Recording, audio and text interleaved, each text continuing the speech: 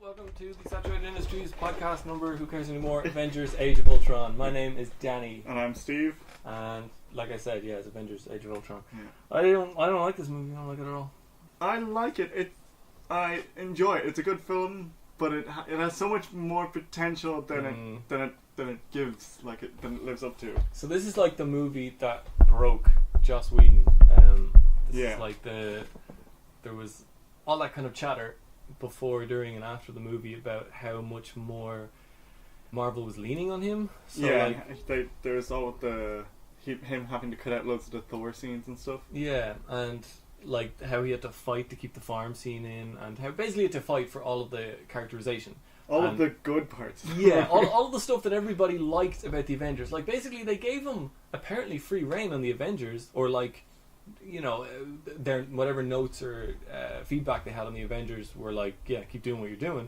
But for some reason they didn't like his vision for this one, and I feel like, they really should have just let him make the movie he wanted to make. Like, because you could feel it's in there. Like, when you're watching the movie, you're like, okay, every single one of these scenes would be better if it was actually made by Joss Whedon. Like, especially like when we get to Ultron and his plan, and towards the end of the movie it just sort of falls apart. Yeah, like what is Ultron's plan? What, like he makes this big point of when he gets caught, like when Scarlet Witch sees inside the Vision, who is sort of like Ultron is half inside the Vision already, like downloading his consciousness in, and she sees that Ultron's plan is a meteor. Like, she sees the world being hit by a meteor. Yeah. And she's like, so what, you're going to kill everybody? And it's like, the human race will be given every chance to evolve. But then he immediately goes to Sokovia, launches most of Sokovia up into the sky, and plans to drop it down on Earth, killing everyone. I mean, nearly everyone, yeah, most likely. Well, I mean, anybody who wasn't killed by the initial impact will then have to live through a nuclear winter. So his whole plan seems to be, I'm going to create an extinction level event so that humanity will be forced to change and evolve. You know, wipe the slate clean for the next people. But then towards the end of it, like towards the end of the fight, he says, the only people who are going to be left are going to be metal. Yeah. Like, indicating that he's going to be the only one left. So it's just sort of inconsistent and weird. It doesn't make a lot of sense. And nothing pays off. Like, he seems to have this sort of... he's got some sort of angst, like creator angst, about Tony. Because anytime Tony comes up, he goes off the deep end. Yeah, especially when he's told, like, oh, you're one of Stark's. Yeah. When he's like, cuts off. Do I look like a fucking puppet, you know? And he cuts off Claw's arm. Yeah. But it doesn't, like... That never, like, he basically never has a conversation with Tony, except for in that scene, like, right after he's cut off Claw's arm, he has a confrontation with him, and then basically kind of just baits him, and afterwards, when Tony has him cornered, he's like, well, you don't actually have me cornered because I'm everywhere this already. Is the plan. Yeah, You'll catch up. Yeah, exactly. And then that's it. That never pays off. And that's sort of the story of the movie. Like, there's the excellent scene. Actually, that container ship scene was sort of... I feel like that was supposed to be the kind of what everything orbited around. That was the sort of the Loki gets trapped scene in the Avengers. That was supposed to be where we see everybody interacting with everybody, and we learn a little bit more about all the characters, and it sets up their kind of final act arc, you know, because we got that little window into everybody's pain. Like, we got way more about Black Widow than we ever have before. Yeah, this is the first time we get it, like all of her backstory, basically. And yet it feels like somehow they still managed to do her a disservice. Like, yeah, because they set her, but basically she's she went to a school for Russian spies who were like brutalized and forced to become like perfect weapons. Yeah, like, to have absolutely no emotion or compunction and just function as assassins. And part of that, apparently, and something that still eats away at her, is the fact that they're forced to have a hysterectomy, which she thinks makes her a monster. Now, I don't know if that, like, just that makes her a monster, or the fact that she, like, was an assassin for a people she now sees are evil. Yeah, the implication, like, she has the conversation with Hulk where he's like, I don't think I can have kids because, first of all, I am so irradiated. And second, if I get too excited, I might literally explode you from the inside. And then she's like, yeah, but let me tell you a story about when I was growing up and they made me cut out my womb, and so we're both monsters. Like, it's... again, it's a case of it was probably written better. There was probably more context somewhere, but they had to like shorten it to the point that it was so rushed and so ham-handled that it did her disservice. Like it made her seem like it was the least together she's ever seen. Yeah.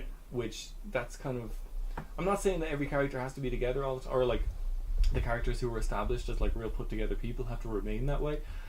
But if you're gonna tear her apart, it's got to be validated. Like it's got to be worth something, and it wasn't in this. It didn't pay off, and it was the same with like Cap got his dance. Like he got his dance with Peggy in his mind. Yeah, like, sort of. Sort of. He got this sort of weird post-traumatic, vision of a VE Day celebration ball, but like someone spilled wine and it feels like blood for some reason. Yeah, and there's like flashes and he hears like gunfire, like shells landing. And there's just everything's just a little bit askew, and it feels like he just caps it. Like he immediately cops that I'm being tricked. And all of these, like, I hate this. I hate that you're showing me Peggy in her prime, and that you're showing me the things I can never have. But he just gets on with it, so it doesn't affect him. He basically just brushes it off. Yeah, I mean there is some things we'll get there when we get to that scene in the film, but there is some things that I want to talk about there about like Cap's reaction that I noticed on this viewing, but had not picked up on any other viewing of this film. And then there's Thor's thing, which was just a waste of time. It probably would have made more sense if they had these extra scenes. Yeah, I think this was also sort of I think this was, you have to put this in because Ragnarok's coming. And we need something to lead into Ragnarok. Yeah. We also need the whole but then leave. So there's not enough of it, because I've heard that lots of it was cut. There was more to this quest. This like vision quest that Thor goes on that isn't in the movie. Yeah. So they're like, you have to put it in, but don't put too much of it in, because we gotta go back and deal with Ultron. Yeah, but also the problem with it is Ragnarok, the movie, is about Thor's sister coming back from the dead and trying to take over Asgard, and Thor coming to the realization that Asgard is a people, not a place, and he has to sacrifice the place in order to save the people. Yep. Thor goes on a quest in this movie, and he comes back with the information that there's loads of Infinity Stones everywhere, and we've got to do something about it. Yeah, so true. It doesn't. He's going to cause Ragnarok. Yeah. And kill everybody. Yeah, and exactly. Like Heimdall basically tells him that he's going to cause it. Like, I mean, I guess that works because he does ultimately destroy Asgard, but he doesn't kill everybody. Yeah, and part of his when he gets in the water and he's having his lightning bath, he has visions of like Asgard being burned and Heimdall telling him shit, but he also has visions of all four of the so far established Infinity Stones, like in a nebula that's shaped like a fist. Yeah. Like the golden nebula. Yeah, it's very. It's clearly not just about. Basically, they tried to shove a whole bunch of stuff. Like he goes on a vision quest to find out what's going on at Asgard, and for some reason, the information about the Infinity Stones also comes down in that same camp, but it doesn't fit because the Infinity Stones literally play no part in Ragnarok except for that Loki spots the Tesseract and probably takes it. The Tesseract is there at the time. So I don't know. It's a hodgepodge of a movie. Yeah, it feels kind of broken. They're good. Like there's loads of good parts, but they don't fit quite right. Yeah, but anyway, rewind. Movie starts with just jump straight into it. Like Avengers are on the prowl. I think this is a good way to start like the second Avengers movie. You can't like, oh, where are they now? No, it's like straight into it. We already know who everybody is. Yeah, just get into the action. They're at work. It's a good way. They're avenging right now, and I liked that. So they're attacking a Hydra base, and I liked that. Basically, everyone's like, "Well, shit, they found us. That's it." Like everyone's like, "It's the Avengers," and they have the scene where he's like, "What's going on? It's the Avengers. Okay, can we stop them? It's the Avengers." It's like there's this proper fear of like the Avengers have established themselves as like, we stopped a fucking alien invasion, motherfuckers, and have been systematically taking out other Hydra base, like just wiping them off the map. And so like Strucker, like Strucker tries to like buoy up his men, and he's like, surrender, and then immediately turns around, I'm going to surrender. Yeah. And but that, you see, and that's hilarious, and it's very Whedon-esque, like it's always quip in the face of certain doom. But then again, what was Strucker's plan? What was Strucker's long-term plan here? Like, if he knew the Avengers were always going to catch him, then did he not have something in place for that? Yeah. And if he didn't know, then what was he doing, and why is it so easy for him to abandon it? Right? Yeah. Like he was. It seems like he was trying to make the Enhanced, maybe come up with a team to fight the Avengers, but he kept saying, "Oh, they're not ready yet. They're not ready yet." Okay. So yeah, because it only worked on the twins. Yeah. Also, just going back to the fight where there's this. Well, the twins eventually leave and try to help in the fight. Yeah. Well, mostly Pietro, and he's like running around like fucking with people. And what's his name gets hit. Hawkeye gets hit, and so Black Widow goes, "Can somebody deal with that bunker?" And then out of nowhere, Hulk just comes smashing through it, and it makes me wonder, like, did Bruce put an earpiece in and then transform? I had that exact same question. I was like, they must have designed this earpiece to grow in size with the Hulk as he grows, so that it fits his ear. Or he's got like a suction cup on the inside of his ear just to hold on desperately. And there's this like tiny voice just like echoing through the canals, this massive ear canal.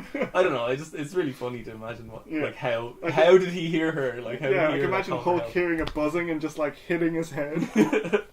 And yeah, so there's another great thing here when the shells from the castle are landing in Sokovia. Yeah. Sort of an establishing shot for the end of the film where we like everything's going to happen, and the Iron Legion are deployed for the first time. This is the first time we see them, and everybody hates them. And immediately, for no apparent reason. For no apparent reason except for Avengers showed up, and so now my city's being wrecked, because that's what happens when the Avengers show up. Okay, and the fair. Iron Legion, to me at least, in this scene, sounded very patronising of the local population. They're like, this is their homes, and they're just like, everybody leave this specific area. Yeah, but like, this is their home. Yeah, I guess, but the thing is, I guess there's no good way, like, short of getting the actual Sokovia military to step in and do something here. Yeah. But I think part of the whole point of Sokovia as a place is that it's one of those kind of failed states, like fractured nations, so maybe they don't have a military to rely on, or one that they would want showing up in their streets. Yeah. But I guess there's no good way to do it, but then again, it's Tony, so he doesn't exactly do anything with class. It also doesn't help that, yes, this is, like what you said, one of those failed states, and the Avengers are headed up by Captain America and Tony Stark. Two like, Americans. The symbol of America and the 1%. Yeah. Yeah. So there's some hatred there that they lay the groundwork for, that like people aren't happy with the Avengers. At least people outside of America aren't happy with the Avengers. Yeah, I suppose that's kind of important, like, to remember going into, say, Civil War, because that would, I mean, obviously because in Civil War they're introduced to the Sokovia Accords, but also because the idea that the global community is averse in any way, like, it doesn't really enter your head when you're watching the movie, because you're having it's fun roller coaster ride and you're enjoying that and they are saving the world, but they are causing an incredible amount of collateral damage, and that's something that it was kind of crazy, because I remember the critical part of the critical reaction to Avengers. I mean, obviously it was the most unbelievable runaway success of all time movie. Yeah. But part of the criticism of it was the kind of wanton collateral damage. Yeah, like a skyscraper comes down in that film. They just like claw through, but yet only like 127 people died. Supposedly, only 127 people that you see, and that very little effort was made to kind of save the people, which is, I guess, the tradition that audiences have come to expect from superhero movies, is that like they're supposed to be here to save people, not just show off their powers and look cool. But that critical backlash actually had an in-universe effect, because in the following movie, suddenly it became much, much more important. Like, it became a priority for the Avengers to look after civilians. It became so, like, straight away when they were attacking Strucker's base, and Jarvis informed Tony that Sokovia was under attack, or was like being hit by stray shells. He's like, okay, well, send in the Iron Legion. Like, we got to do something. And then at the end, their priority from the start, before they even start fighting Ultron, is get in there and get the civilians out and make the fight be just between us. Yeah. And that's like, there's no more clear example of the audience going, hang on, like this is a bit much, to the filmmaker going, okay, so I have to just address that specific point. And I assume some version of the Sokovia Accord, some version of like the the Mutant Registration Act, like Yeah. the kind of the powers control thing, was going to make its way into the, you know, one of the phases at some point, like, because Yeah. I'm guessing Civil War was always kind of on the table. Yeah, it would have been. It's an amazing. But they kind of, like, I doubt it was intentional that they had the incredible amount of destruction in the Avengers, followed by the incredible amount of attempting to prevent destruction in the Avengers sequel. But that there was a kind of a synergy, like an accidental synergy between the two, where the real world had an in-universe impact on Yeah. the narrative, which actually flowed nicely into where they wanted the narrative to go, For which Civil was War. to have the kind of global community crack down on the supers Because of collateral because damage. of collateral damage, which, like you said, is kind of, we get the first inkling that not everybody is super jazzed about it. Because at the end of the Avengers, you have that kind of newsreel thing of all the different interviews. Everybody's like, "Oh, they're awesome! Yeah, he saved my life." And there's some people criticizing, immediately followed by an interview going, "I don't care what anybody says. Captain America saved my life personally." You know. Whereas in this one, we get to see their international image, like how they're perceived outside of the United States, starting in Sokovia, and then we see in, is it Nigeria? It's some country in Civil War at the start. Do you remember it's Laos or I can't remember what country it is. Where it actually it didn't even occur to me when I was watching Civil War, but the idea that there are other countries that they operate in, they don't get permission. They don't have any. They just show up. They just show up and do, and like they've obviously been in this, like in Civil War, they've been in the city for a while, surveilling this thing and kind of just acting like Interpol or the CIA with absolutely no authority whatsoever. And no mandate, no like specific mandate that anybody can read and go, okay, I agree. Like they just do what they want. Which that's actually kind of it's a shame. It's kind of like Iron Man 2 syndrome. It's a shame that they did set it up here. They did establish that idea, but I didn't feel it. It didn't hit me, and it didn't stick with me. Yeah, it's very like little bit like you notice it if you're paying attention, but it's not there. It's not like a theme throughout the movie or anything. Yeah, I mean, if I wasn't sitting here taking notes, it would have went completely by me. Because there's so much in this movie, but it's quantity over quality. Like there's so little quality. I feel like the Avengers was a much tighter film. And this movie had loads of cool things, just with no proper connections between them, like no firmware. Like it was all software. But so they get into Strucker's base pretty handily. Like they have no chance. The Maximovs slow them up a little bit, but not much. And they get in there, and Tony immediately finds whatever the staff, what they're looking for, the scepter. Loki's scepter. But then gets mind whammied by Scarlet Witch, and Tony is so easy to manipulate. Like his fear and his like refusal to deal with the fact that he is a traumatized individual makes him so easy to manipulate. And that's what the point that I made probably a little bit too early, but anyway, about when she mind whammied Captain America is it worked on him, like it threw him for a loop, but he did, like, he shook it off. He was able to deal with it. He was able to process it, and I'll bring it up. I'll try to call back to this. I always forget, but I'll try to call back to this because I have a very important point to make about the end of the movie and the final conversation between Cap and Iron Man. Which goes back. Which goes back to the mind whammy in the container ship, and then goes all the way back to Tony and the mind whammy at the start, which sets up the movie. Because this is actually before we even get the title card. We see basically Infinity War. We see Tony looking on this kind of plinth of dead bodies of each of the Avengers dying, and like Hulk with all these spears in him and shit. And then beyond that is the cosmos, and I think there's like a Chitauri ship. There's a portal and loads of those Chitauri whales, hundreds of them, going through this huge portal with Earth in the background. And so that's Tony's greatest fear. That's Tony's greatest fear, and that's what he thinks is coming. And he's not wrong. Something's coming. Maybe not the threat is real. Yeah, the threat is real, but because of that, because not only is he like a former arms dealer who is now trying to save the world and save the world with the knowledge, like the already earned knowledge that the world is an incredibly dangerous place and threats are rising exponentially. So going in with already that paranoia in place, then he hits the Avengers, where a fucking portal opens up in the sky and aliens spill through, and he has to like sacrifice his life as far as he's concerned, throwing a nuke through. By the way, he has no class whatsoever. As soon as like it becomes a philosophical argument between him and Cap, he immediately goes, "Does anybody remember that I like threw a nuclear weapon through a portal?" It's like, "Oh yeah, Tony, never comes up." It's come up. Yeah, but yeah, so it's been confirmed for him, and now it makes it so easy for her to fuck with his mind. Yeah. Like it takes no time at all, and he's immediately put on tilt for the rest of the movie. Like he refuses. It is great in the scene that, like, obviously for the scene, like looking at a movie, he would go to Cap. Yeah. But in universe, the first person he goes to is Cap, and Cap's like, "You did this. You failed us. You caused this." Yeah.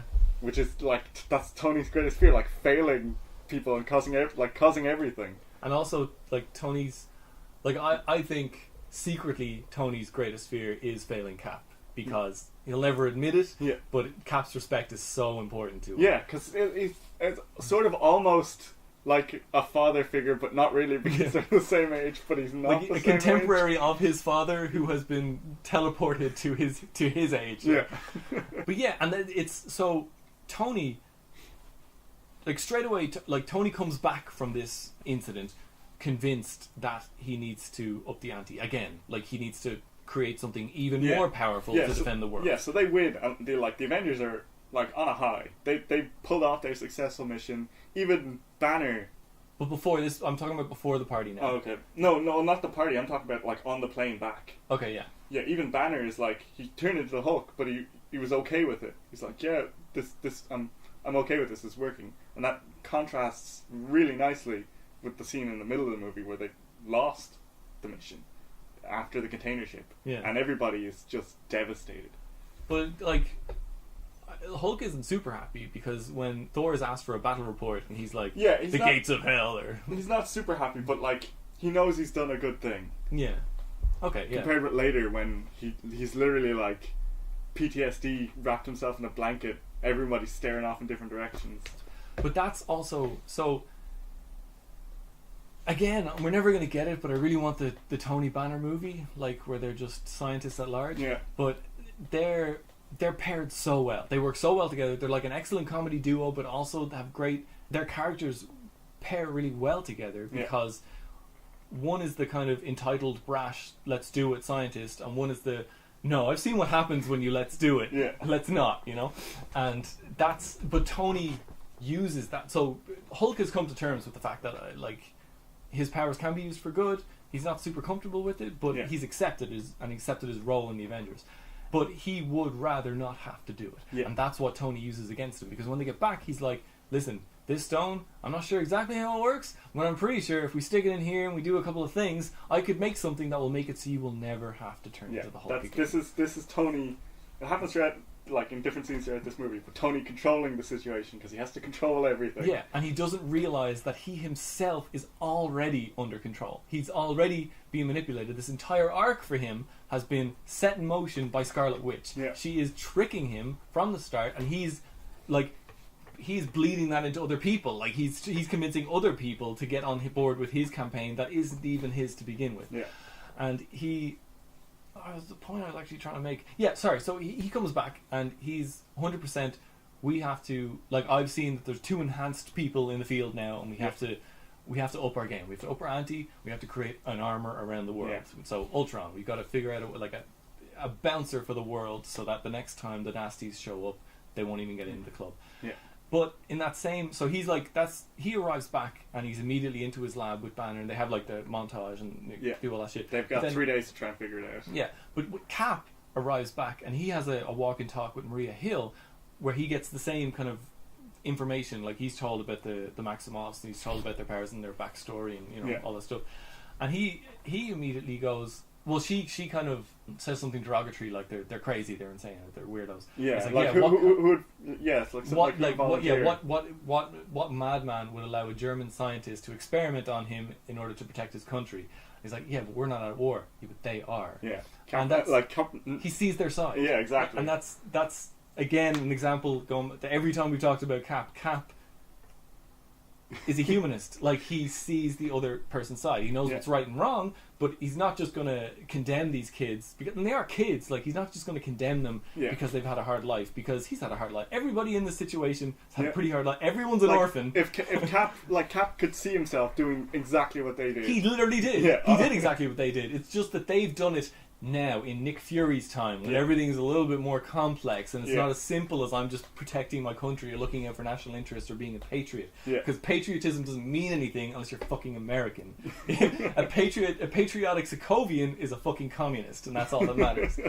But Cap doesn't see it that way. Even though, like, communism existed in Cap's time, Cap still doesn't see it that way. Like, they are just doing what is right from their perspective. So I don't consider them the enemy. They're someone that we need to deal with, but I don't consider them the enemy. Tony sees them as the enemy. They're the enemy. Everyone's the enemy. Like, everyone outside this building right now is the enemy. I have to assume anyone could be an agent, so I just have to take They're control. Smaller agents. There's Homer Simpson. There's Homer. But yeah, it's all again, Iron Man 2 syndrome. It's all there.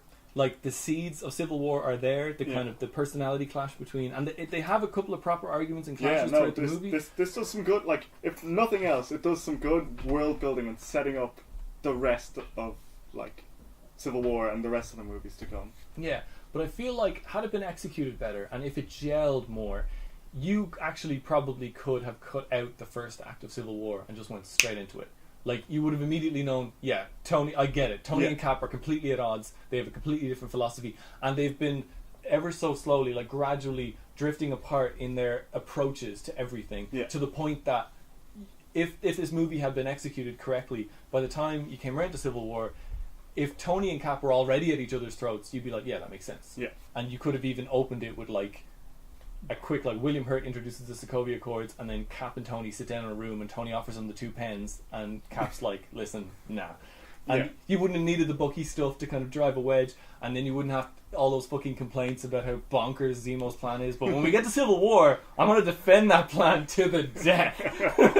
But anyway, I'm just, again, like you said, there's a lot of missed opportunities in this movie, and a lot of really great ideas, and, like, the seeds of awesome stuff that could have been there, but was either cut out, or, you know, they never actually filmed it, or just, you know, didn't pass the script approval stage or whatever. Yeah. But my question is, now that we're here and we're at the point where Tony has sort of come up with how he's going to, like, he already has the conception of Ultron, and now he's going to create it. How was Ultron supposed to work? What was Ultron going to do? Was Ultron Skynet? Was he just a defense computer that would think up a way? Yeah, basically, I think it's like an artificial intelligence to defend the world. Right, but isn't Jarvis an artificial intelligence? Not sort of. He's he's the best that they've come up with, but he's not sentient or truly sentient. Okay, but then we're talking about, because there's a distinction. Or I don't know really, because then Jarvis does some crazy things and outwits the Mind Stone sentience that is Ultron. I don't know. It's strange. Well, I suppose maybe that's after he's already been exposed to the Mind Stone. Maybe he's absorbed a bit of his power, twin style. But, like, I guess my question is, because there's a difference, right? There's a delineation between artificial intelligence and, what's it called? Like, super artificial intelligence, or artificial super intelligence. Like an AI that can make itself smarter. Past the singularity. Yeah, exactly. So, because, like, there's artificial intelligence that isn't the singularity, and then there's the kind of once you hit the singularity, it just goes whoop. Yeah, straight up, skyrockets. And so, I guess I'm wondering, like, obviously Tony, being the smartest guy in the room, would know that if he created an artificial super intelligence as opposed to an artificial intelligence, you can't know what it's going to do. Exactly, and it would be, not only can you not know what it's going to do, but you can't even understand how it thinks, how it might think, how it's going to, like, anything. Yeah, and also, there's no reason why, like, as soon as you create something that's smarter than you and becomes exponentially smarter the longer it's alive, whatever protocol you installed in it, like, it's going to move further and further away from a state of being where it can process that effectively, like, where it would understand why the world matters, like, the quantum state. Like, it's, I don't know, we're going to, like, it's going a bit too far into, like, proper hard sci-fi, but I guess I would have liked a scene where Ultron worked as intended, right? Where they turned it on, and he was like, you know, Tony and Banner were like, oh my god, and he's like coming up with all these crazy, here's like a way that we could create a bunch of satellites that will like go around the world, and they can work like Iron Man armor, where they can clamp together and like literally armor around the world, like where Ultron is just throwing up holographic conceptualizations of here's how I'll defend the world, and then click, and suddenly he's into artificial superintelligence, and he's like, actually, hold on now, if I'm going to defend the world, he starts to get philosophical about it. I guess he gets like, starts out practical but gets more and more philosophical, and then he's like, wait a minute, let's get down to the real root cause of the problem. Yeah, what's the biggest threat to the world? Because as Vision states 2 movies from now, it's the Avengers. Like, the Avengers are the magnet for all of the damage, right? Like, even if they're not... It's like escalation. You see it even in the real world, where like if you arm the cops, suddenly the criminals will be armed. Then the cops need automatic weapons. Suddenly everybody's getting killed. Like, and that's... Like, I know... It's kind of irrelevant to argue about this, because the whole point of the story is that Tony's completely out of control. And I mean, he literally calls himself a mad scientist at some point in this. Like, Tony is like not even teetering. He is a bad guy. Yeah. Like he unintentionally creates the villain of the movie. Like and unrepentingly so, because later on, when given the exact same set of circumstances, he chooses to do the exact same thing. Yeah. Which at best is insanity. Yeah. And like, luckily he's proven right that time. Yeah. But he could have easily just created the Super Ultron and lost them everything. Yeah, like a completely unstoppable version of the same problem. Like, and of course his plan is only executed because Thor, who went off to find more about his next movie, came back with information right now. Yeah, came back with information about a movie that's actually 4 movies from now. Like, so I guess I think that's missing, like, that some semblance of what the original idea was. Why were you creating Ultron? What did you intend for him to do? Because we never see that. Ultron basically, he becomes self-aware, he immediately kills Jarvis, or we think he kills Jarvis, and then he attacks the Avengers. Like, he activates the Iron Legion, and he attacks the Avengers, takes the scepter. Yeah, attacks them as a distraction so he can take the scepter. And then goes and builds himself an army while he figures out all the different things he's going to need to make a body that they won't be able to destroy, which is Vision. Yeah. And it just...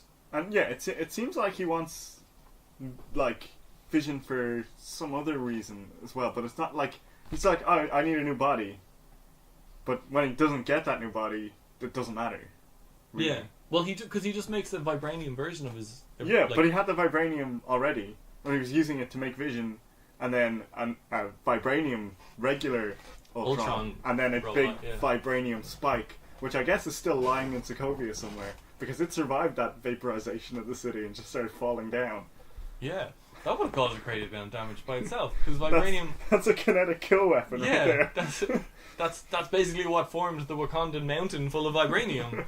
Was just a big chunk of vibranium falling from the sky. Fuck ton of vibranium. That was a crazy amount. Like, was it pure vibranium? Or it was probably some vibranium alloy. Yeah. But yeah, and so then... So, while Ultron is becoming Ultron, it's the party scene. Yeah. And I want to know, how do you get on the guest list for an Avengers after battle party? Be a World War II vet. Apparently. Be in Omaha Beach. Or just, I don't know, work for Stark Industries. Or somehow be tangentially related to the business that the Avengers are in, I guess. Yeah, it's... Because they have, like, the your one from the doctor. Helen Cho. Yeah. So she's there. Yeah. So it's just, like, people they've met that they found cool. You're like, yeah, you're invited. Yeah. I don't know. It's just weird to me to think of, like that's something Thor would do. Is like, he goes through a battle, he comes home, he hangs out with the Warriors 3 and has a party. But now the Avengers are doing that, which just seems, I guess, a bit like... I guess, like, this is the like, culmination of... This is their, like, victory party. Because they've been out since Avengers 1. They've been like, okay, we need to find the scepter. Yeah. Because all of these Hydra bases are here. The scepter is the last thing from Avengers that we need to clean up. It's the last straw, like the last loose thread, and they get it, and they're like, okay, we're done. All of the other threats to the world now are just regular threats from Earth, so we be able to deal with them no problem because we're the Avengers. This this is the like last thing that could really throw a wrench in our works, and we've got it. Let's celebrate. Okay, yeah, I guess that makes sense. I don't know. It felt there's something very like luxurious about it, or that's probably not the right word. Like decadent. Decadent, exactly. Decadent. It just felt kind of like Thor's vision of the party in Ragnarok. Like it just felt kind of it is a very like Asgardian party, like you said. Yeah, like just a bunch of warriors celebrating, and like War Machine is going around telling battle stories and stuff, and like Thor and Iron Man are arguing over like who has the better girlfriend. And, like it's I don't know. It was fun, and I liked it. It was a great scene. It was just kind of weird that the Avengers had a sort of victory lap party. Yeah, I really like that scene. I really like all of the scenes in this movie that show the Avengers just as like regular people who have like friendships with each other now. You might call them the Guardians of the Galaxy-esque scenes. Yeah. The scenes that were missing from the original Avengers. Still a great movie, but like they had no scene of like no one became friends except maybe Banner and Stark kind of became friends a little bit, but like nobody really became friends. Thor is always kind of in and out. Even in this movie, he's just sort of comes and goes as he pleases. Yeah, because he's not really part of the group. Little mortals. Yeah, like he doesn't really feel like part of the group. He likes them and like he cares about Earth, but he comes and goes as he pleases. Yeah. And then Cap always feels like a man apart, which I think is a man out of time. Yeah, but also I think it's partly deliberate. Like he considers himself the leader, like the de facto leader. Yeah, he's holding himself apart. Yeah, he maintains like a healthy distance, and then Banner is just sort of everything is over his head. Like everything is too much. He's just not. He's just along for the ride. Yeah. And then like Scarlet obviously Scarlett Johansson, Black Widow, and Hawkeye have like the pre-existing friendship and the comfort with all of this. Like this is just normal for them. And then Tony is the kind of also a man apart, but in a very different way to Cap. He's just like he maintains this kind of I'm above everyone kind of thing. Yeah.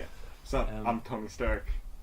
Which is fine. Like they all need to be larger than life personalities, but they also need to be a team. And even though like we had the kind of the party scene where everybody's like chilling and telling stories and stuff, and then we had the very important hammer scene, there was still I feel like no scene in the movie where everybody felt like friends. Even in the hammer scene, it felt more like a house party where, you know, like I know him and her, but I don't really know them. And I'm with this group of people, and like I actually just came with her. You know, like they just don't feel like they just haven't had that Guardians of the Galaxy. Everybody sit in a circle. Let's decide to be the Guardians of the Galaxy. Like they've never decided to be the Avengers, and they just do it. Like they just are. Yeah, they by default they've never had that moment of listen, we need to do this. Like we need to. Are you in or out? Are you in or out? Exactly. Like let's everybody opt in for once and for all, because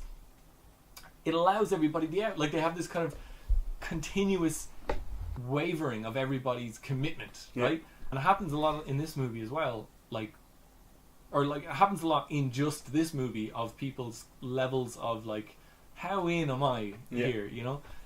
And I don't know, I feel like the movie suffers for it. I understand that this was supposed to be, like the first movie was them coming together, this is the fracturing, and then Infinity War will be the kind of coming back together. But in order for the fracturing to kind of hit, they need to feel like a cohesive unit. Yeah. And I'll have more to say about this when we get to the farm, but like let's just go into the hammer scene. Now, does the hammer change its mind, or does Steve realize he's going to lift it and then let it go because he doesn't want to hurt Thor's feelings?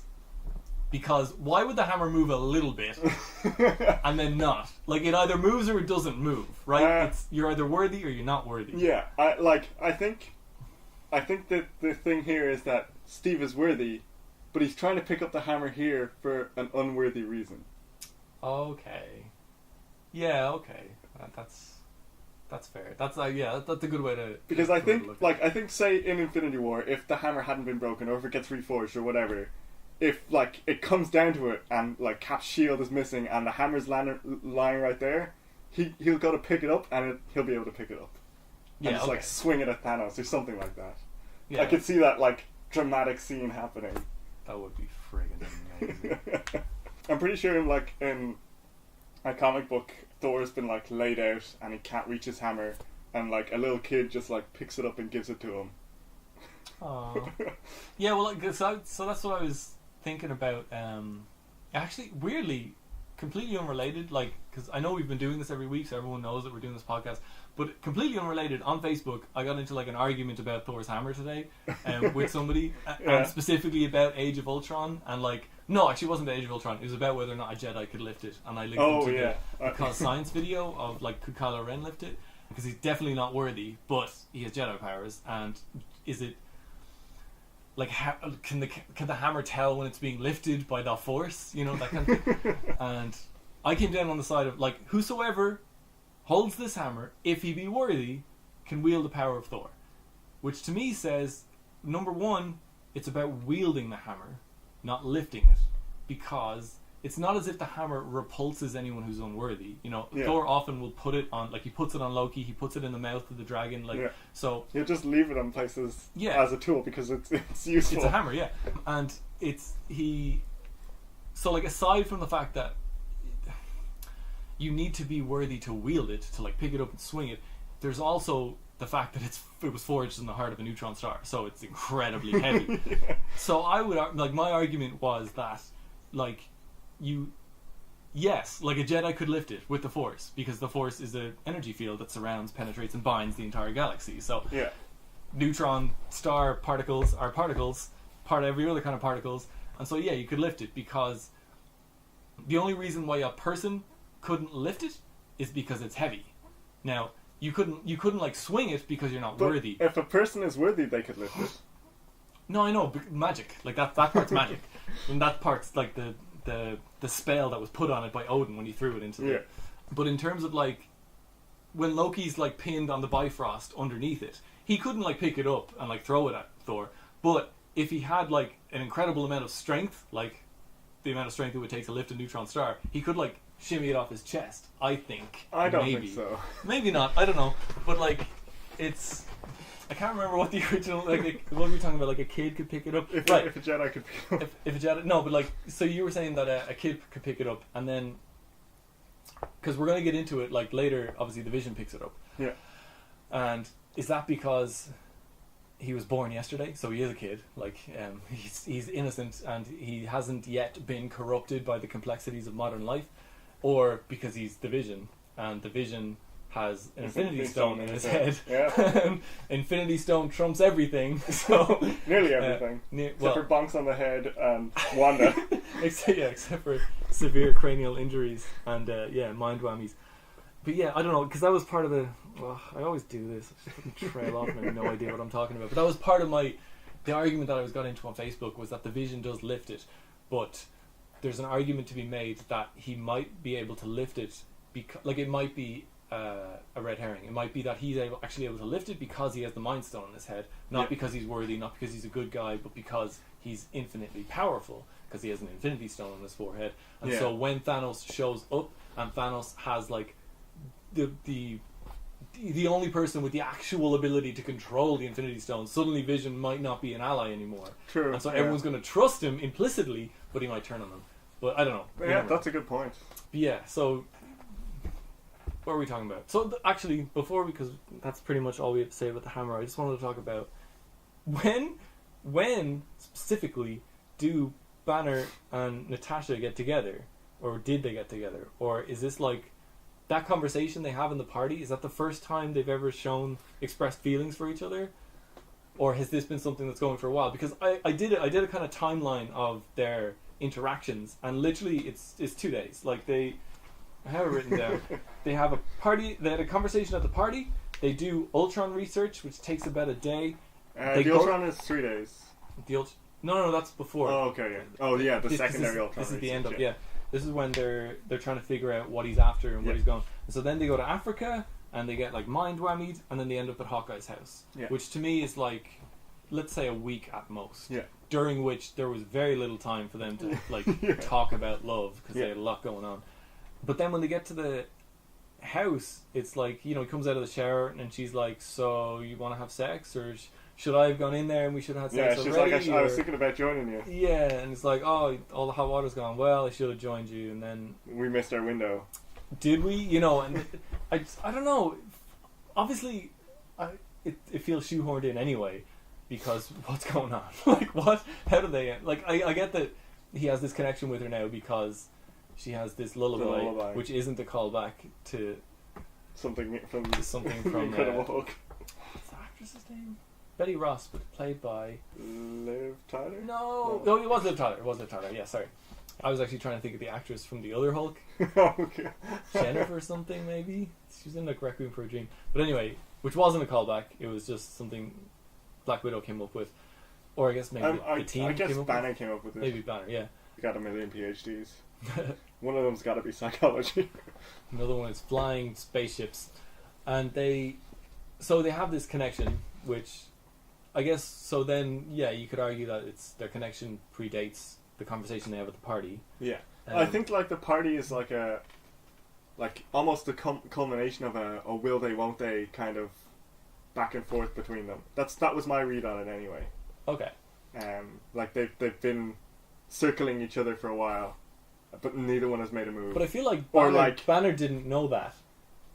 Right? Yeah. Well, because I actually don't care about this relationship at all. Like, I'd be happy if they like, he arrives back in Infinity War and she's like, hey, he's like, hey, and that's it.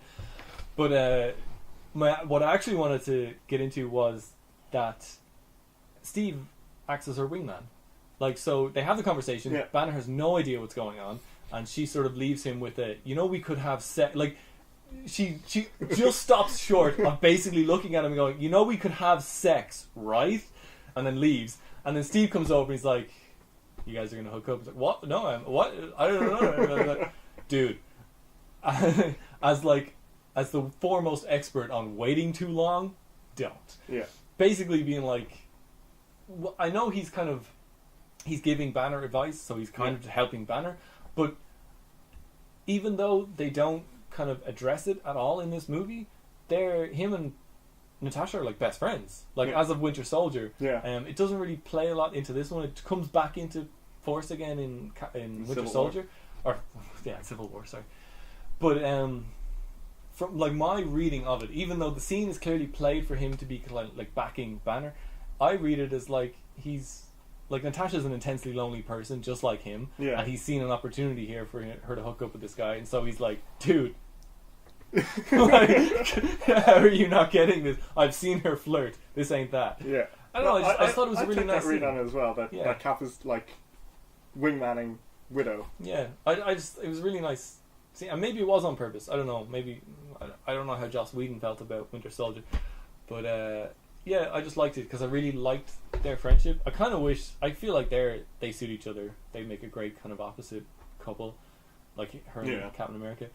But even if not, I really appreciate their friendship because that's one of the few intimate links the team has. Like, I know each side has their own fucking token black friend, but like it's they need more, interpersonal connection between the team members, and that's one right there, which he doesn't really take advantage of in this movie, which I don't get why they wouldn't play on that connection a bit more. It was established, so like they should have used it a bit more. Yeah, but yeah, I liked that kind of, like, the Hammer scene is the closest we get to, the Avengers being friends. Yeah, and then the only places where we see where I felt that they were friends was the constant banter.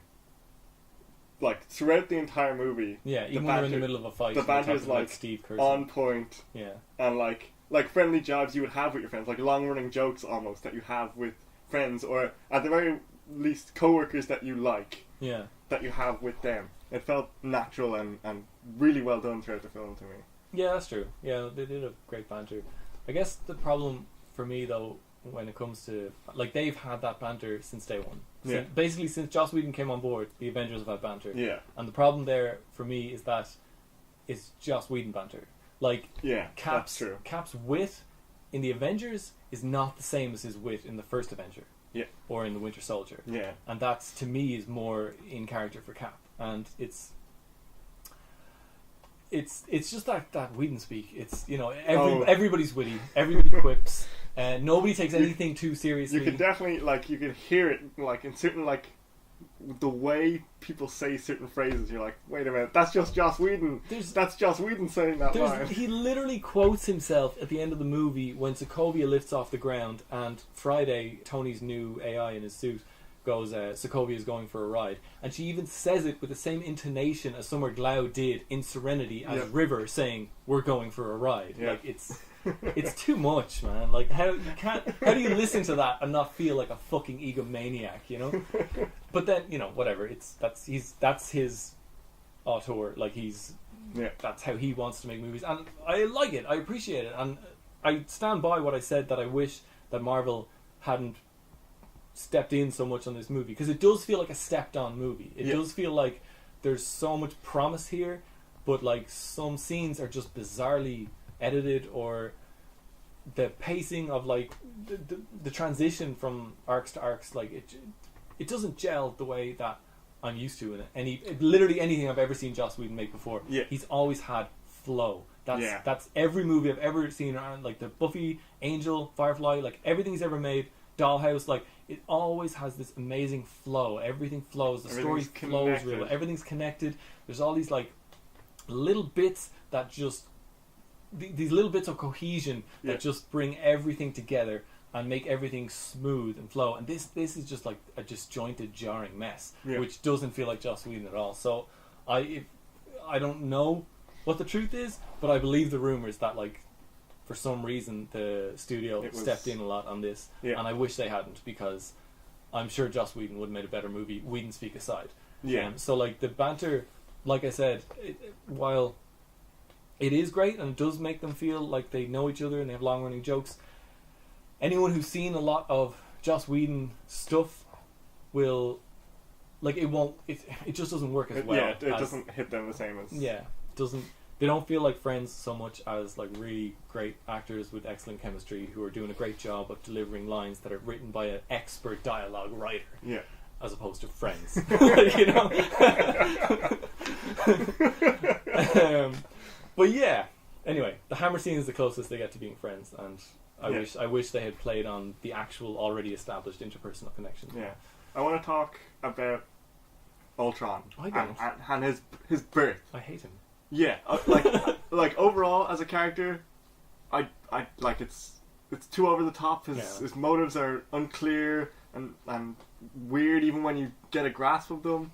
But his first like moments of consciousness where he's sort of like confused and talking with Jarvis, and then they're kind of scary. He's like he like accesses the internet, sees all the pictures of the Avengers and all the wars and everything. And he has that like potential to be a unnerving and scary villain because he's an AI and it's strange and other to us. But then he makes quips. And it just undercuts the entire thing. It really does. Like the first like scene with him where he walks out, it's all good, and then when he's talking to Wanda and Pietro in the church, he makes some quips and jokes, and it just undercuts him as a villain. Everybody creates the things they dread, and he like his examples are something like conquerors create Avengers, and then and it's good, and then it goes humans create little humans. Children. I lost the word. What?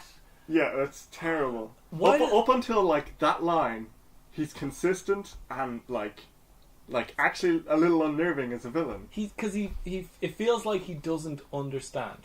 You know, like he's intimidating, clearly incredibly powerful, but doesn't have a complete understanding, or doesn't have like this understanding that we have of situations. He's got an other understanding. Of situations. Exactly. Yeah, he actually feels like an id, a superego, like he's something else. And I really liked that's the scene from the trailer. I got no strings, I have no strings, so I must whatever. When he's walking out and he looks like a puppet, and it's played so well. The trailer made it look amazing. It's so intimidating, and like of course the trailer, because I remember the trailer was just the hammer scene interrupted by Ultron. Had the whole movie had that same tone of like, we're all friends, we're great at this, we're doing a good job, and then Ultron just creeps the fuck out of everybody, that would have been so good. Like it would have been so much fun. Like I know. And especially fucking James Spader. Like Yes. perfect choice. The voice is unbelievably perfect.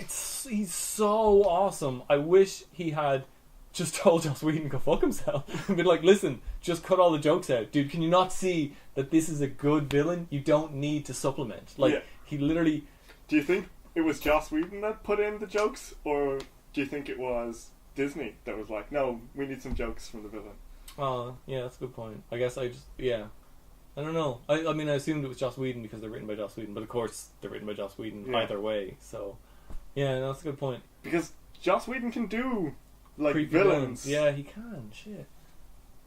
Once again, fucking Marvel / Disney / stop trying to make everything fucking PG-13. Oh, he would have been such like. And like they're all throughout the movie, he has creepy lines that like show his potential to be an amazing villain, and then they're just undercut. Yeah. Like the next sentence. It is. It's like it's the opposite of that. Not the opposite, but it's like another degree of that.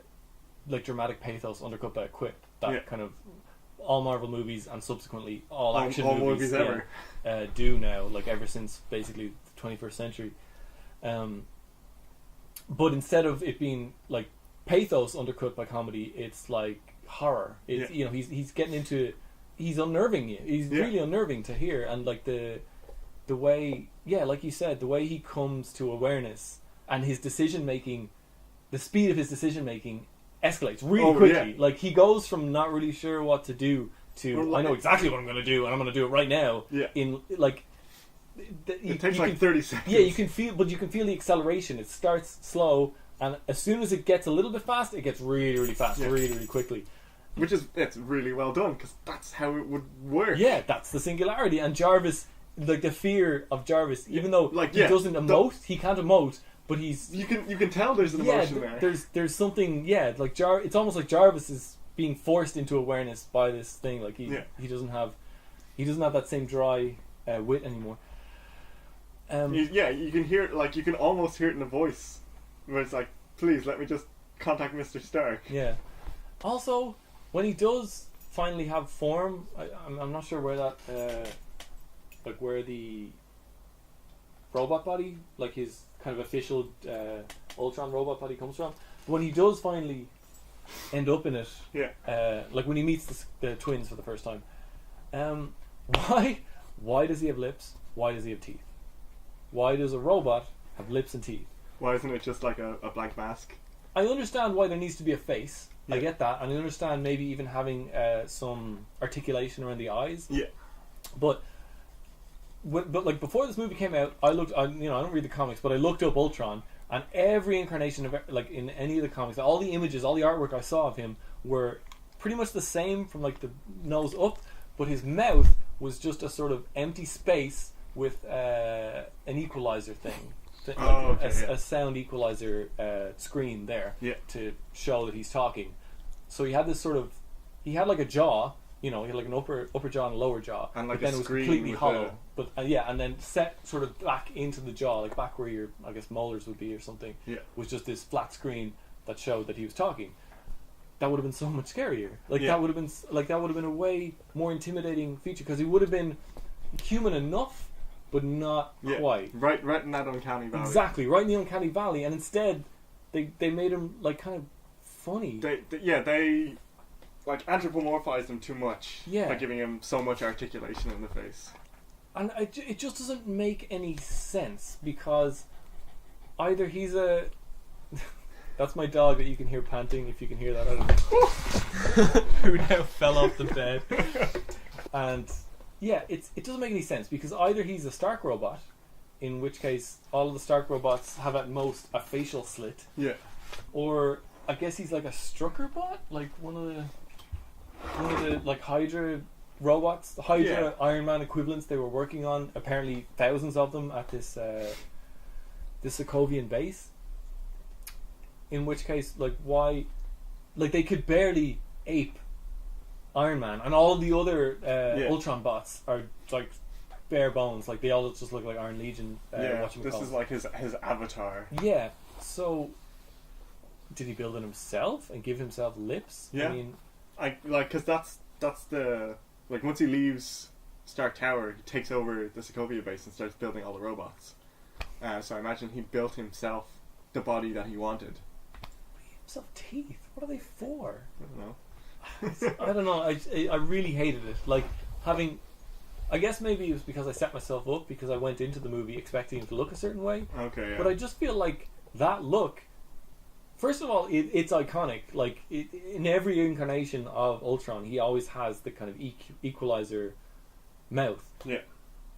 And I just feel like had they removed the quips and made him less human, he would have been at least like a B plus. You know, Yeah. like he doesn't have a great plan. Like it's kind of just I'm gonna kill everybody and I don't care.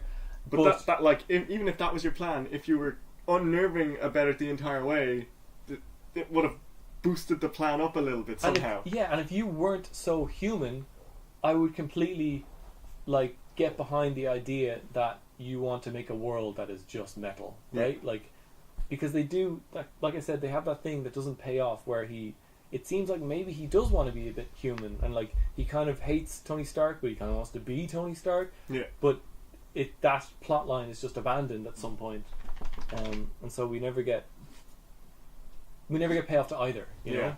Because on the one hand we have this villain that should be scary but it's just funny, and on the other hand we have this villain that seems to want to be human but decides to kill all humans. Yeah. So we end up with nothing, basically, just a non-villain like another Malekith. Yeah. Which is sad. Yeah. He also tells the Avengers his plan. Does Right he? at the start, basically, where he wants to make a fancy new body. They're like, they say something, and he responds with, "Not this flesh, this chrysalis." Chrysalis, yeah.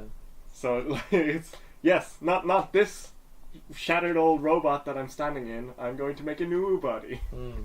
But they don't pick up on it because a robot just walked out onto their balcony. And I did like though that they immediately, like, what's her name, Maria Hill, like cocks her gun, and someone else, is it like Cat picks up a shield or something? Like everybody kind of gets ready, straight away because they're the Avengers. Like they're kind of ready for combat at all times, which is cool to see. Like that, like they didn't really like play it that way, but it'd be cool to see like that. They're always on guard, you know, like that they live in this sort of heightened state. Yeah. I know that like they definitely didn't play it that way, and the movie makes no implication that that's how it is, except for Tony. That's what I was just about to say, except for Tony. But because that'd be another, like, it's another wasted opportunity, because that's an example of like Tony thinks he's the only one looking out for everyone. He's the only one who can see these existential threats, but in reality, everybody's living on the edge. Like, everybody knows that any day could be their last. Yeah. And some people actually have things to lose, Tony. Like, for example, Clint. You know, there's people here with families. Yeah. It's another great Maria Hill moment as well. And there's another one later in the movie where anytime anything happens, she's extremely confident and on the ball and on top of the situation. Except for that she's shooting Iron Man suits with a pistol. Like, yeah, that's true. And they do that a lot in this movie, where they shoot at robots that are either Iron Man, like either Iron Legion or their equivalent, like whatever Ultron's been making, with guns with 9mm, where like just run away. Like, it doesn't make any sense. Like, there's got to be a better way to deal with it. Unless Tony's giving them like special ammunition, which would be an excellent thing to introduce. You know, like that Tony. But of course, Tony will never recognize that you would ever need to use a gun against one of his creations, because his creations are what's keeping you safe in the first place. They're perfect in every way. But then that could be, for example, something that Claw sells things for dealing with Stark's gear. Yeah, he sells like vibranium slugs or whatever. If only he wasn't dead. If only oh yeah. Spoilers. Sorry, Black Panther. Go watch it. But yeah, it's that there already, and Ultron would have had, like, if Ultron's tone had remained consistent to this opening scene throughout the movie, it would have been a much better movie, is what we're trying to say. Yeah, overall. The twins' vendetta makes no sense. They just hate Tony Stark. They hate Tony Stark because... And therefore hate the Avengers, because he's a part of Avenger and the transitive property. They hate Tony Stark because when they were kids, there was a war in their country. Yeah. And one faction in the war, at least, if not both, because why would he only sell to one side? That doesn't make any sense. used shells made by Stark, which is weird because it was a war when they were kids, which couldn't have been more than 10 years ago, so that anybody's still using shells is strange. But fired a couple of shells into their apartment building that I guess didn't explode because they could still read what's on the side of them. Yeah, so one of them like landed and exploded, and then they got under their bed, and the second one landed but it didn't explode. Okay. So And like it didn't go off, but they weren't sure it was a dud because you can never be sure.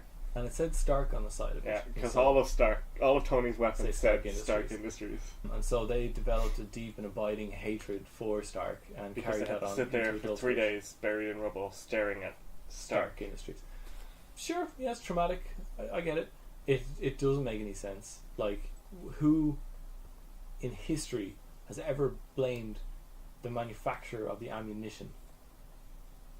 That's true. You know, Instead like, who, in any of those high school shootings, aside from the fact that they completely missed the point anyway, who has ever blamed whoever it is that's making the bullets for the guns? yeah, okay. I mean, people blame gun manufacturers, but not the like bullet manufacturers, I guess. I know it's like maybe I shouldn't have brought up high school shootings. That's a little bit too much of a hot button topic, but just the idea that anyone ever in history has held, especially in a war, has held the person creating the ammunition responsible for the actions of the army. Like, I assume it was I don't know what exactly happened in Sokovia, but it seemed like maybe a coup d'etat or something. Or a civil war. Or a civil something war. like that. So it was an army. It was either an army or a militia or a paramilitary organization. Like, they're responsible. Tony didn't do it. Tony just is the guy who makes the bullets. Somebody's got to make the bullets. Yeah, Tony didn't do it, but he did arm them. What do you mean? Well, he gave them the weapons. Well, he didn't, but his company did. No, you see, that's the distinction I wanted to make. I understand in the first movie that Stark Industries was found to be responsible for arming, like, the Ten Rings. Yeah. With guns, with weapons. But in this case, nobody said anything about Tony arming one side or the other of this civil war. It's just the fact that the ammunition had Stark Industries written on it. Now, ammunition is something everybody buys all the time in droves, in millions and millions. True. But I think the implication here is that they got it through underhanded means. Like, they otherwise wouldn't have had these weapons. They would have had worse weapons, not Stark Industries top of the line weapons that don't explode sometimes. I prefer the weapon you only have to fire once, maybe twice. At least that was my reading on it. Like, they were rebels or something, and they were being armed by Stark Industries under the table. Or by Stain. Anyway. Yeah, really they were being armed by Stain. Okay. Under the table. And I feel like it's weak. Yeah, I understand why. Like, if you're sitting under bed and the only thing you could see is Stark Industries waiting on a bomb that could literally go off at any second for 3 days, it's gonna leave a mark. Yeah. Okay. It feels flimsy to me, and especially that it then transfers to the Avengers. That, like, yeah.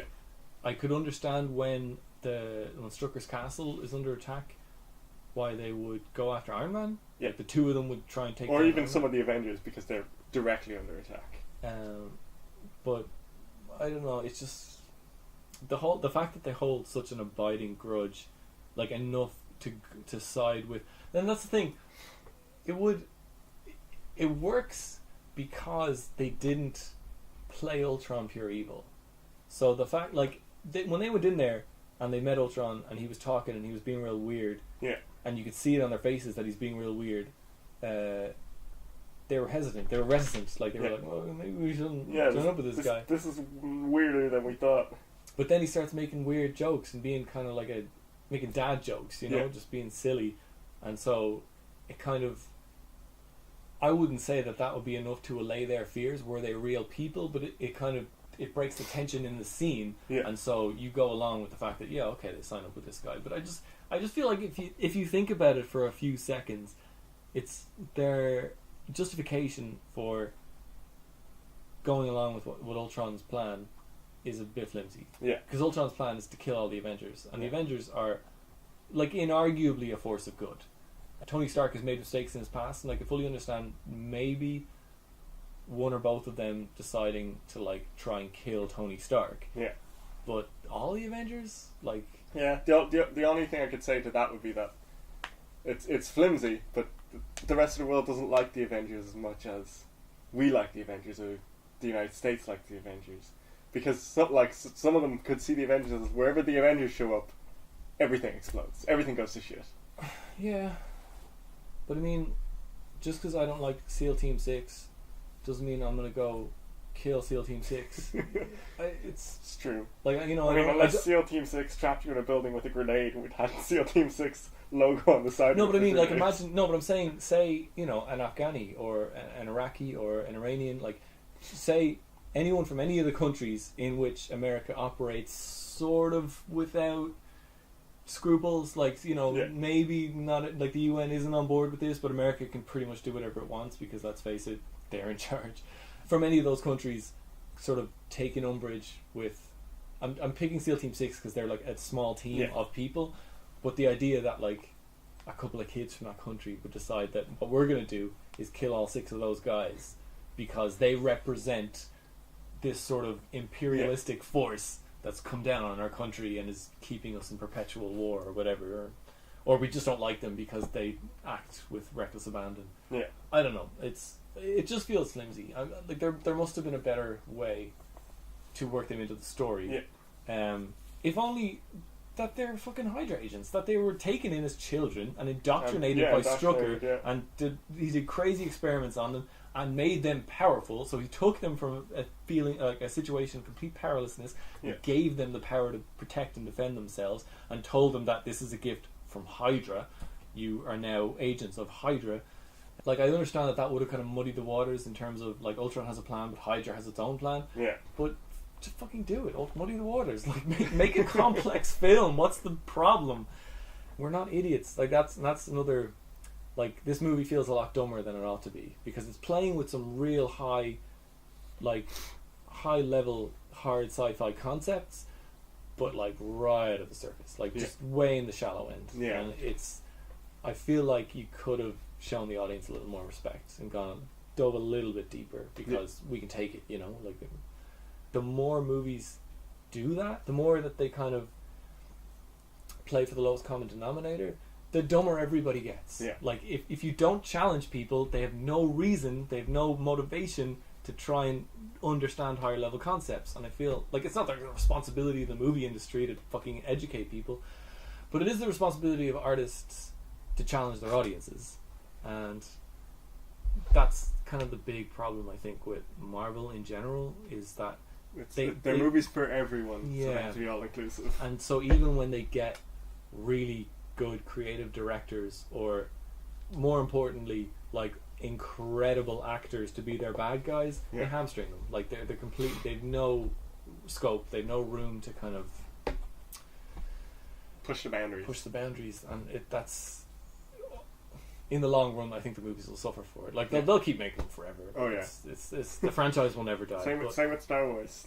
They'll make them until we stop going. But then again, Star Wars Last Jedi, as much as we've been back and forth about how we feel on it, that's a movie that pushed the boundaries. That's Rian Johnson. Subverted all expectations. Just literally made a point of subverting every fucking convention he could find.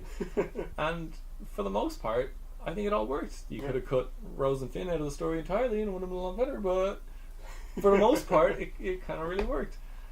But yeah, I don't know. I feel like that's another example of the movie not giving enough to the twins, like not giving enough to Peter and Wanda to like make them complete characters. I never really felt like when I say that I feel like their justification for what they're doing is flimsy, is because I don't rate them at all. Like, they don't really feel like people. They're literally just Thanos' lackeys, and then they become the Avengers lackeys. So I don't know. It's a shame that they didn't give them more, especially because they were going to kill one of them. You know? Yeah. The other thing that I took out of the scene, like after the fight scene in the building, everybody confronts Tony because he's fucking done it again. And made a huge mess, and everyone's like, "What the hell are you doing? This is obviously a bad idea." And then he like, the one thing I took away from the scene is he doesn't think they can win again. Okay, yeah. Because he says something about how do we come out, like, how do we come out of that? How do we win that? And Cap's like, well, maybe we don't. But Tony's like, no, we have to win it, but we can't. So we have to. No, well, okay. We have to do these other things. We have to like try to do this to protect the world because we can't win the next time. He says, like, how are we gonna? What was your plan for that? Like, how are we gonna take that on? He says, together. Oh yeah, together. And what if we lose? We'll do that together too. Yeah. Because Cap is a soldier. Yeah. And he understands that win or lose, what's more important is the team. Yeah. And I want to, like, that's going to be important when we're talking about them at the end of the movie. Yeah. Because there's a kind of a precursor, like an important distinction is made between Cap and Tony in their final conversation. But we'll save it until we get there because we've still got a lot of movie to get to. Yeah, so much. So, the Twins Vendetta doesn't make any sense. So, yeah, in terms of the actual so we've now actually gotten to Africa, to the part of the movie that we started talking about at the start. Yeah. And we've actually gotten to where they show up to try and interdict Ultron because they figured out that he's going after the vibranium. Yeah, so we're introduced to Shaw, who shows up again in Claw. Claw? Yeah, Claw. Who shows up again in Black Panther. Ulysses Claw. Yeah. They figure out that and like this is the first mention of Wakanda as well, because they figure out Wakanda is where the vibranium's coming from. Where it's from, and then Tony and Cap immediately peg. Okay, we got like this is serious now. Yeah, because vibranium is the magical material that does everything, except for later in this movie where it doesn't do anything at all. Not even a little. But so 2 questions about the scene. One is, how likely do you think it is, especially given that the movie made a point of establishing at the start that Hydra, the most evil organization, the most evil and kind of well-funded paramilitary organization in the world, are afraid of the Avengers and don't even reckon their chances. Like they well, yeah, like this remnant of Hydra. Yeah, but this remnant of Hydra that has tanks and like crazy weaponry and seem to have their own Iron Man and stuff. Yeah, they don't even count themselves as having a chance against the Avengers. How likely do you think it is that a random mercenary working for a South African arms dealer is going to lay down his life in a fight against the Avengers? Not very. Because like when Ulysses gets his arm ripped off and he turns to his, I guess, second in command and goes, shoot them. And he's like, shoot who? Everyone, all of them. And so a bunch of mercenaries kind of appear out of the woodwork and just start opening fire on the Avengers, on Iron Man and Captain America and fucking like Thor, and they all get their asses handed to them. Like they all get their, like completely creamed, and some of them get like brutally killed. You know. Oh yeah. If I'm a mercenary, as soon as Iron Man lands, I'm like, you know what? I didn't like working here anyway. They are so weird. Like, I don't know. It's like, it's not a big deal, but it's going to become a big deal as these movies keep going on. If you're going to kind of have me believe that any organization on Earth is going to be able to, you know, staff themselves with people willing to go up against the Avengers, like human beings, unaugmented, unenhanced human beings with just AK-47s willing to go up against Thor, you know? Yeah. Like, I don't buy it. So I'm just, it's something that stuck in my head when I was watching it, because like when in Black Panther, and I'm going to have to talk a bit about Black Panther, but in Black Panther when he goes up against Black Panther, Ulysses Claw, like, and his guys, they all have like really advanced weaponry. Like they're prepared and they reckon they have a shot, you know, and they don't, but they go into it thinking like, you know, we've got more than he's expecting. Yeah.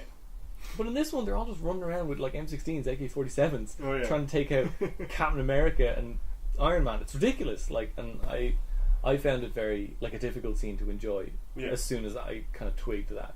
Yeah, like I know why he's told his men to kill them all or to try and kill them. Yeah, so he could get out. But why the men would actually do that instead of just leaving themselves? Yeah, especially since the fight, like, it was unnecessary. The fight was between the Avengers and Ultron. Yeah. So like Ulysses had an out. He could leave. He could have just left. He like, more than just him trying to get away, I think it was also spite. Like he hates the Avengers. He specifically hates Tony Stark, and he wanted to get all his men to shoot at him. Yeah, it sounds like he's been burned dealing with Tony before. It sounds like probably a lot of the guns on this boat are Stark Industries. Yeah. But yeah, that was one. The second is, why doesn't Hallucination Junction go all the way?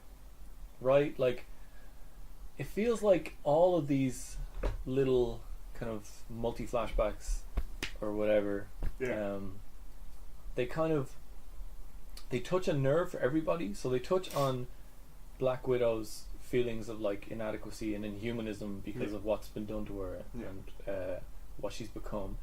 It touches on Captain's regret and also kind of feeling of, you know, what am I anymore? Like, who am I if I don't have what I had? And it touches on Thor's anxieties about becoming king of Asgard, which he's already turned down the throne. As of now, last time we saw him was Dark World, where he said no to the throne to who he thought was Odin. And Odin, Loki said, "Yes, go, be free." And if I was your father, I would say, I'm proud. But his anxieties about, like, one day he's probably going to have to take responsibility, and if he doesn't, this could happen or whatever. Like, his anxieties about sort of the future. It touches on all these things, but then that's it. You know, like it's just like you get this. It reminds us that Captain America is an old man filled with regret. It reminds us that, well, it sort of introduces us to the notion that Black Widow is kind of like a broken individual. I mean, she would have to be to live the life she lives, but it shows us there was a lot of tragedy made her what she is. It wasn't just that she grew up and joined the army and became a badass. Like, she had stuff done to her and stuff forced upon her. And then the Thor stuff is really just set up for Ragnarok, and like you said, there was supposed to be more scenes that fleshed it out and made it more of a thing. But again, it's shallow. It's, you know, it just sort of introduces us to an idea, and then that's it, and it lets go. And Thor is actually the only one who gets to countenance with what he saw, because he gets the lightning pool thing. I would argue that something happens with Cap as well here. I would argue that what happens with Cap, like what happened to him, like what Wanda did to him, had no bearing on what happens with Cap. Like, Cap was always on this trajectory, and all Wanda did was reaffirm for him that, like, in order, I really don't want it, because we always do this. We always, and then we get to the end, we have nothing to say, and we're just talking about random stuff. I think we'll save it. We'll put a pin in that and remember that when we get to the end of the movie, and Cap and Tony, we want to go back to this flashback. But I don't know. I guess I felt like it was a really interesting thing to introduce, like right at the midpoint, and it kind of sends them into their lowest point. Like the lowest point is the whole fight. Low. Yeah, and I really feel like a second round, you know, where Wanda maybe just caught one or two of them again, and reintroduced, but it was amplified somehow. I don't know. I just feel like that's a world I would have liked to have gone into more. Maybe it's just because I want a Black Widow movie, and because I love Captain America, and because the Thor one just didn't really feel like anything. It was just Heimdall having a good time, which is obviously a sign of end times. Blind Heimdall. Blind Al having a party, which, you know, you don't want to see Idris Elba happy. That means the end of all things. He didn't have dreadlocks either. He didn't. That's true. I guess he's just like, listen, guys, I'm only working for one day. Like, I'm not going to put the entire fucking costume on. But yeah, I don't know. I just feel like it was underutilized. But then again, there's every chance that there's a whole like 15x more minutes of stuff from that we just never got to see because of all the machinations behind the scenes. But anyway, those are my thoughts on the container ship scene. Besides everything I want to say about Cap, which we will save for later, the other two scenes, like I get it, we needed some backstory on Black Widow, and it makes sense that her past is what haunts her, and we get the Ragnarok set up with Thor, which again is sort of slightly shoehorned in because they needed to set up Ragnarok because the Dark World did no setting up for Ragnarok. Yeah, it's true. It did nothing. Yeah. It might as well have never happened. Yeah. Except for the Aether. And that was the only point from the film that has any bearing really on anything else. And because it did set up a pretty funny scene where he, like in Ragnarok, where he throws the hammer and he's like, "Are you gonna make me do this?" Yeah. That was pretty good. Yeah. But yeah, and then the container scene ends, and the fucking masterpiece of this movie starts, which is the Hulk loses his shit and starts tearing South Africa apart. Yeah, Hulk versus Veronica. It is amazing. It's such a great it's so set much fun. piece. Yeah, it's so much fun, especially for probably but one of the nothing happened in the studio. Do you know what I mean? Like this is one of the few scenes where all of this is taking place in the computer, pretty much. Yeah, like because the Hulk doesn't exist, Veronica doesn't exist. It's all CGI and just Tony sitting in a dark room with light shining on his face, and probably Mark Ruffalo wearing one of those dot suits and being angry, thrashing around. But yeah, oh my god, and yet still you get a real sense, more so than you got in the Avengers, of what Bruce was talking about in the Avengers, was that this isn't a power fantasy for me. This is pain. This is I'm an exposed nerve at all times, and whenever I'm the Hulk, people are trying to hurt me, and there's nothing I have no control, and all I feel is pain, and I all I can do is attack. All I can defend myself. Possibly the most when I saw the trailer for this, and I saw the Hulkbuster being teased. This was the part of the trailer that almost got me the most excited, because it was it's the Hulkbuster armor. They had the Hulkbuster armor. They're gonna fight the Hulk. Yeah.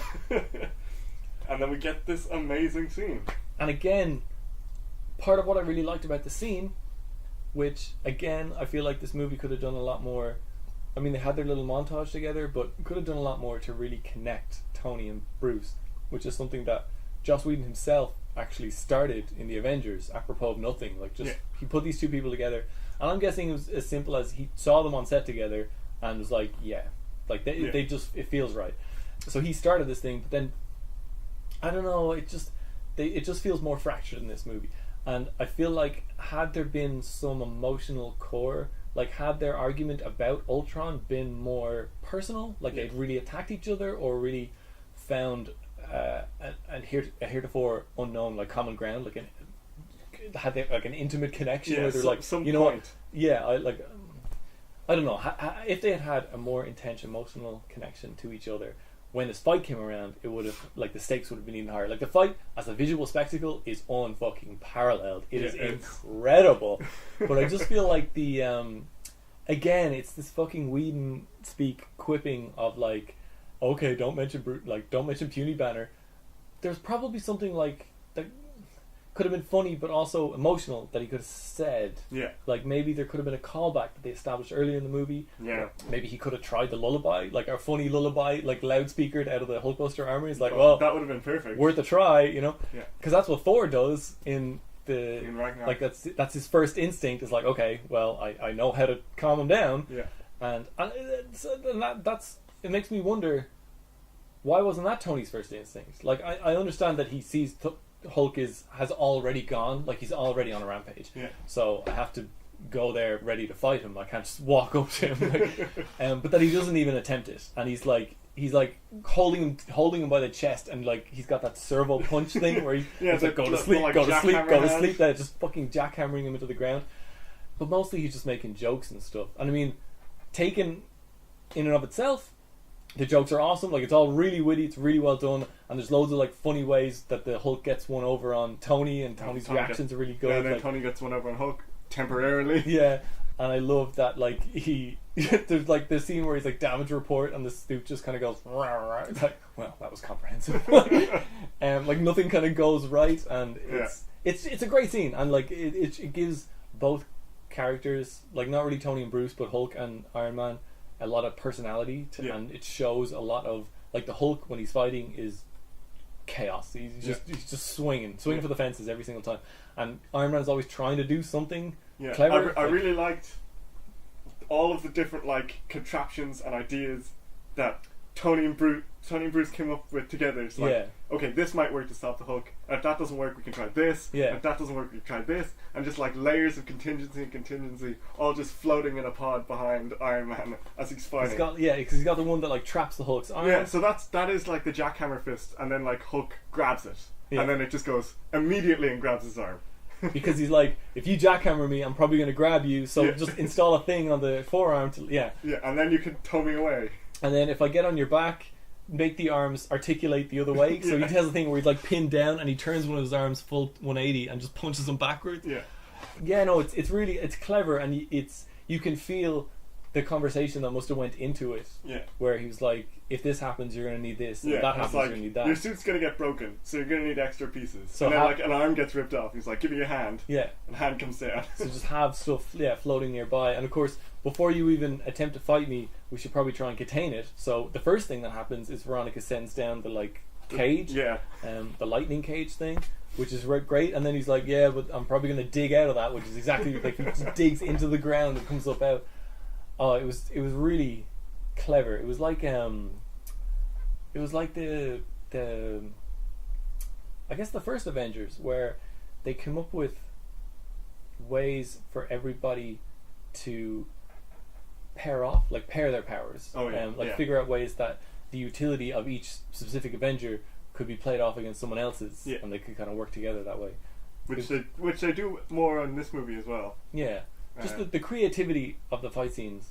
I guess like something I guess kind of started in Phase 2, because Phase 1 was more of just action, just general action. But in Phase 2, like especially in say Winter Soldier, where you start to really see the personality of the heroes and the creativity that goes into how they fight, like specifically how these heroes fight, and then to see, because we've had the heroes like facing off against each other before, but now to see the heroes facing off against each other, but they both are prepared, like they knew this was coming, so they've got a bunch of contingencies in place. Like it's interesting, and as like I said, as a fight scene, it's unparalleled. It's probably the best fight scene in the entire movie. It is so enjoyable. But I would have liked if there was an emotional core to it. Yeah, that would have been nice. Yeah.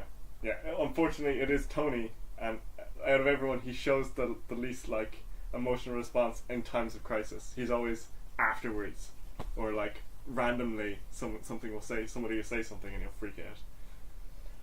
The thing is, I don't think Tony needed to have an emotional response to what was happening. It's more that if they had established an intimate connection between the two of them earlier in the movie, when this fight came down, it would have resounded more. Yeah. Like it would have meant more, Higher because stakes. we would have seen them as friends. Yeah. And Tony and so the only kind of augmentation I would make is, like I said at the start, Tony should try and calm him down. Tony should arrive as a friend. And so that's like, if the first half of the movie had made a point of establishing them as friends, as peers, as equals, instead of Tony arriving back and immediately manipulating Banner into helping him make Ultron. Instead, approach him as a friend first and try to get him on side.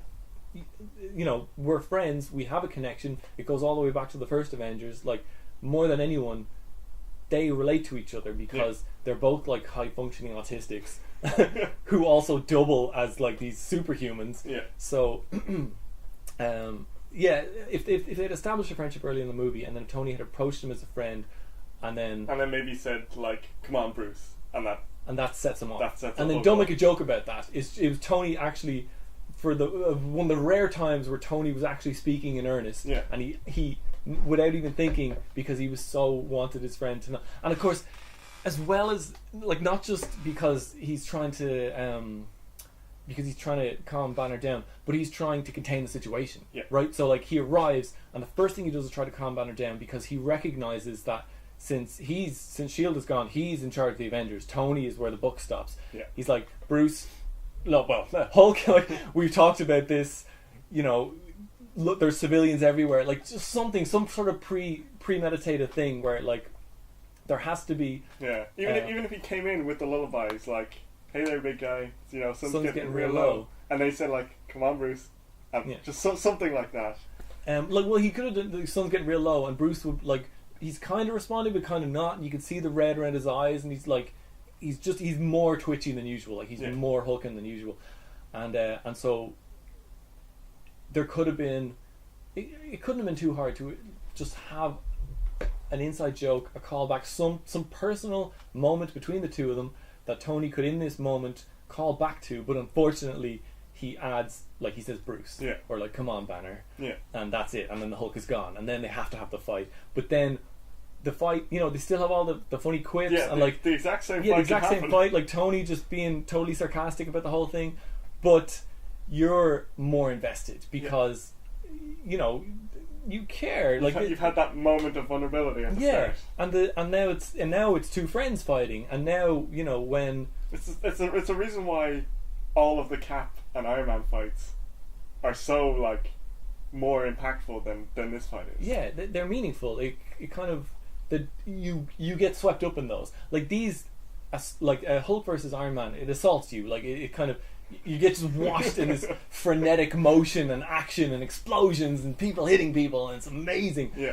But when Cap and Bucky, or when Cap and Iron Man fight, you're like, you lean in. You're like, oh no, You're gripped. Yeah, like oh, and you kind of, it's hard to be on anyone's side. Yeah, like, you don't want anyone to win. You just don't want the fight to be happening at all. Yeah, exactly, and that's what I feel like. This fight would have been a perfect place to do that, to enact that. Like, this would have been a great example fight for that exact type of emotional coring. Yeah.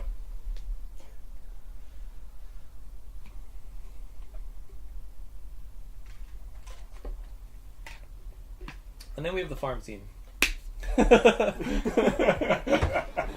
And that's sort of how I feel like the movie, I might even leave that gap in there, that's sort of how I feel like the movie treats the farm scene. Probably because shows up. Yeah, like he had to like force them to let him keep it in, so he probably had a much more like better flow, like a way that the movie would kind of naturally, like organically end up here. But the way it's edited now, it just feels like they go from this mile-a-minute high-octane action movie to, and now we're on a farm. Yeah, it like we're on Smallville. It like it's real fast pace, and then like immediately slows down for a good chunk of the rest of the film. And I'm fine with it. I really like the farm scene. Yeah, I think like you said in our other podcast, the farm scene grounds our heroes. It gives us as an audience something that to relate to the heroes, to know what they're fighting for, which is important as it goes on and on. Yeah, and the only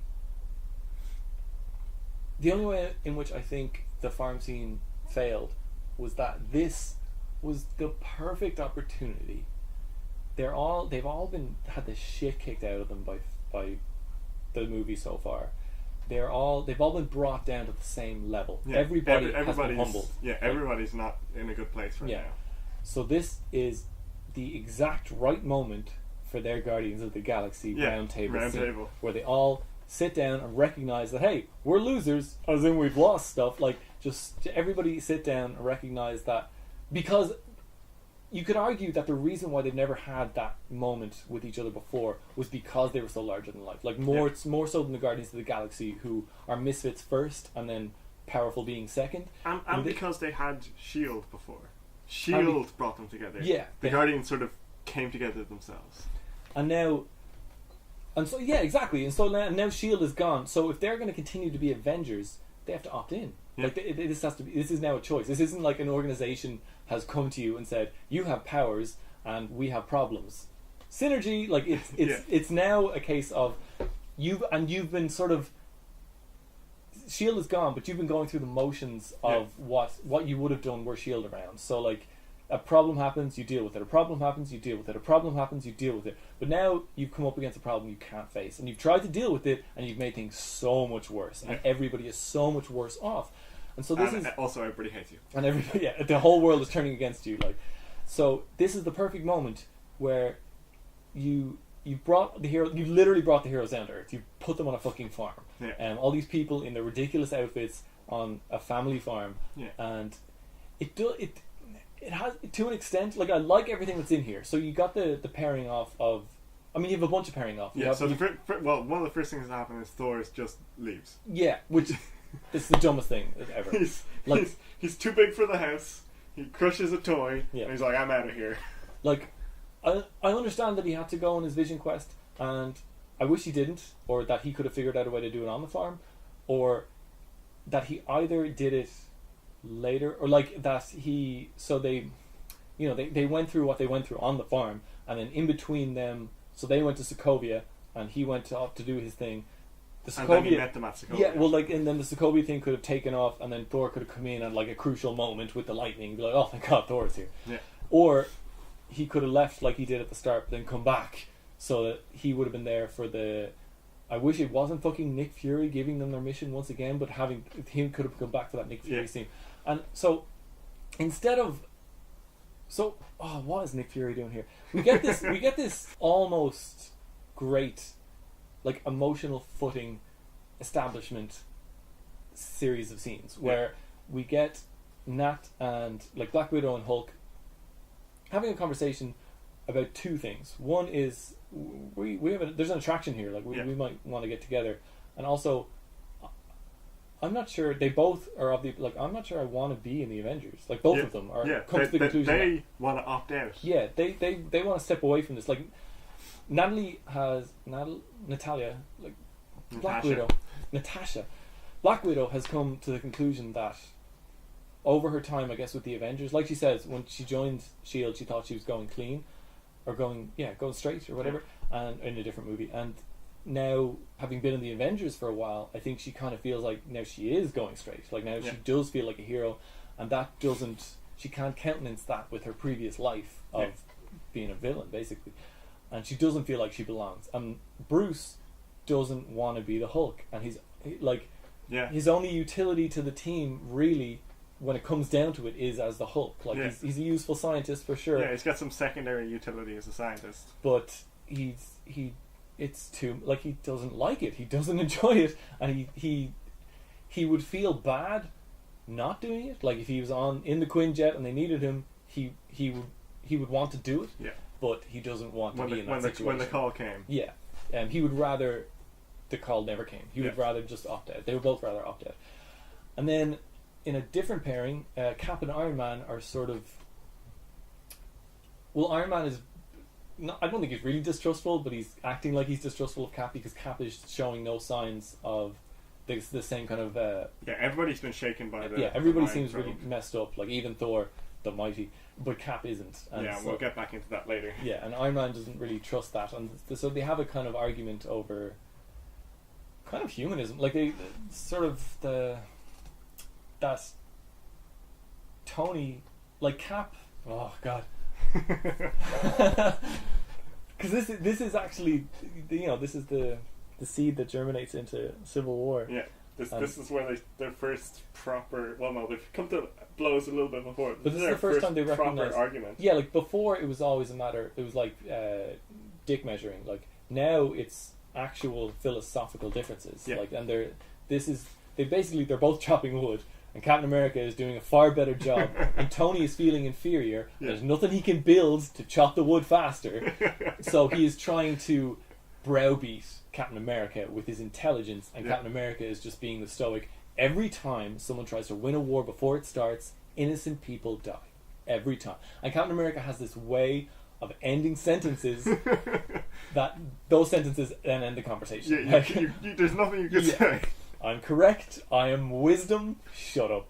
And Tony resents that, and so we that's the sort of the start of that. Like Tony resenting because there earlier in the movie when Tony made that point about anyone remember that I flew a nuke into the sky. He does that because he was trying to bring everyone around to the Ultron idea, and Cap spoke up, and everybody listened. Yeah, everybody's like, no, you know what, Tony, Cap's right. Like everybody, the room immediately turned against Tony. And he recognized that, and so he tried to play his suicide card, and it didn't work. And so now this is sort of the next stage of that. Like they didn't really get to deal with that because all this other stuff happened. But now they're actually having a man-to-man about that. And Tony's realizing that Cap is the leader. I'm in charge. I'm financing it. Yeah. I am the face of it. I'm the guy who takes responsibility for it. But Cap's the leader. Yeah. Which he doesn't like that. He said it jokingly earlier in the movie. I'm not the boss, he's the boss. I just pay for everything, finance everything, But yeah, this is where he comes to realize it. And this is like another thing here is that he like we mentioned earlier, he respects Cap. He's got this like weird relationship where he's the contemporary of his father, but he also is like, I'm right. And you have to know that I'm right, and you have to see things my way. So like he has to convince Cap that that his way is the right way. And so this is where this huge conflict is coming from. But they almost get to argue to the point where like Cap rips a fucking. Turns out he never needed an axe. Like, but then Mrs. Hawkeye comes out and is like, "Can you go fix a tractor because Nick Fury's in there?" Yeah. And and Tony walks off and says, "Don't take from my pile." Don't take from my pile. This tiny pile of like. And so it's kind of expertly done. Like, if only it had been a better movie once again. But it's kind of, that's the perfect jump off point for Civil War, because they've clearly established where they stand. Like, Tony's in favor of basically an arms race, and Steve is like, arms races get people killed. You know, we've got to be smarter than that. And that's pretty much where we end up. Like, they've both drawn their lines in the sand, and kind of the movie never really. Like, that's kind of it. It didn't really go into it again because they all just have to come together and get it done. I mean, they have that discussion at the end, but it's amicable, but there's that tension there. Yeah, but yeah, and so that's them, and then there's Hawkeye and his wife discussing like his place on the team. Yeah, and she's of the opinion that the team needs him because in no uncertain terms, he's the mascot. Like, he's the human on the team. Yeah. And he's definitely of use, and he's definitely like a valuable asset to have in a battle, but he's also what they're fighting for. He's a human, he has a family, he has children, he is the reason the Avengers exist. Yeah. And it's great, it's important, it's necessary. The Nick Fury thing is bullshit and shouldn't be in there, and he should have died in the Winter Soldier any one of the 3 times he's supposed to. But, because how much more would this scene have hit you if it hadn't been Nick Fury?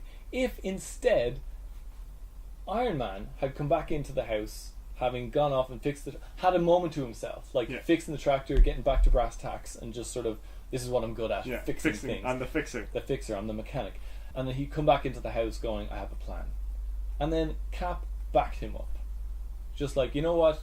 Because Cap's the bigger man, and the plan ultimately was Tony's anyway. Yeah. It was just sort of Tony's via Nick for some pointless reason. He's just he's a non-person. He doesn't need to be in the story. Would have been so much more effective as a martyr, as someone who died, as sort of the last loyalist in S.H.I.E.L.D. who died for S.H.I.E.L.D.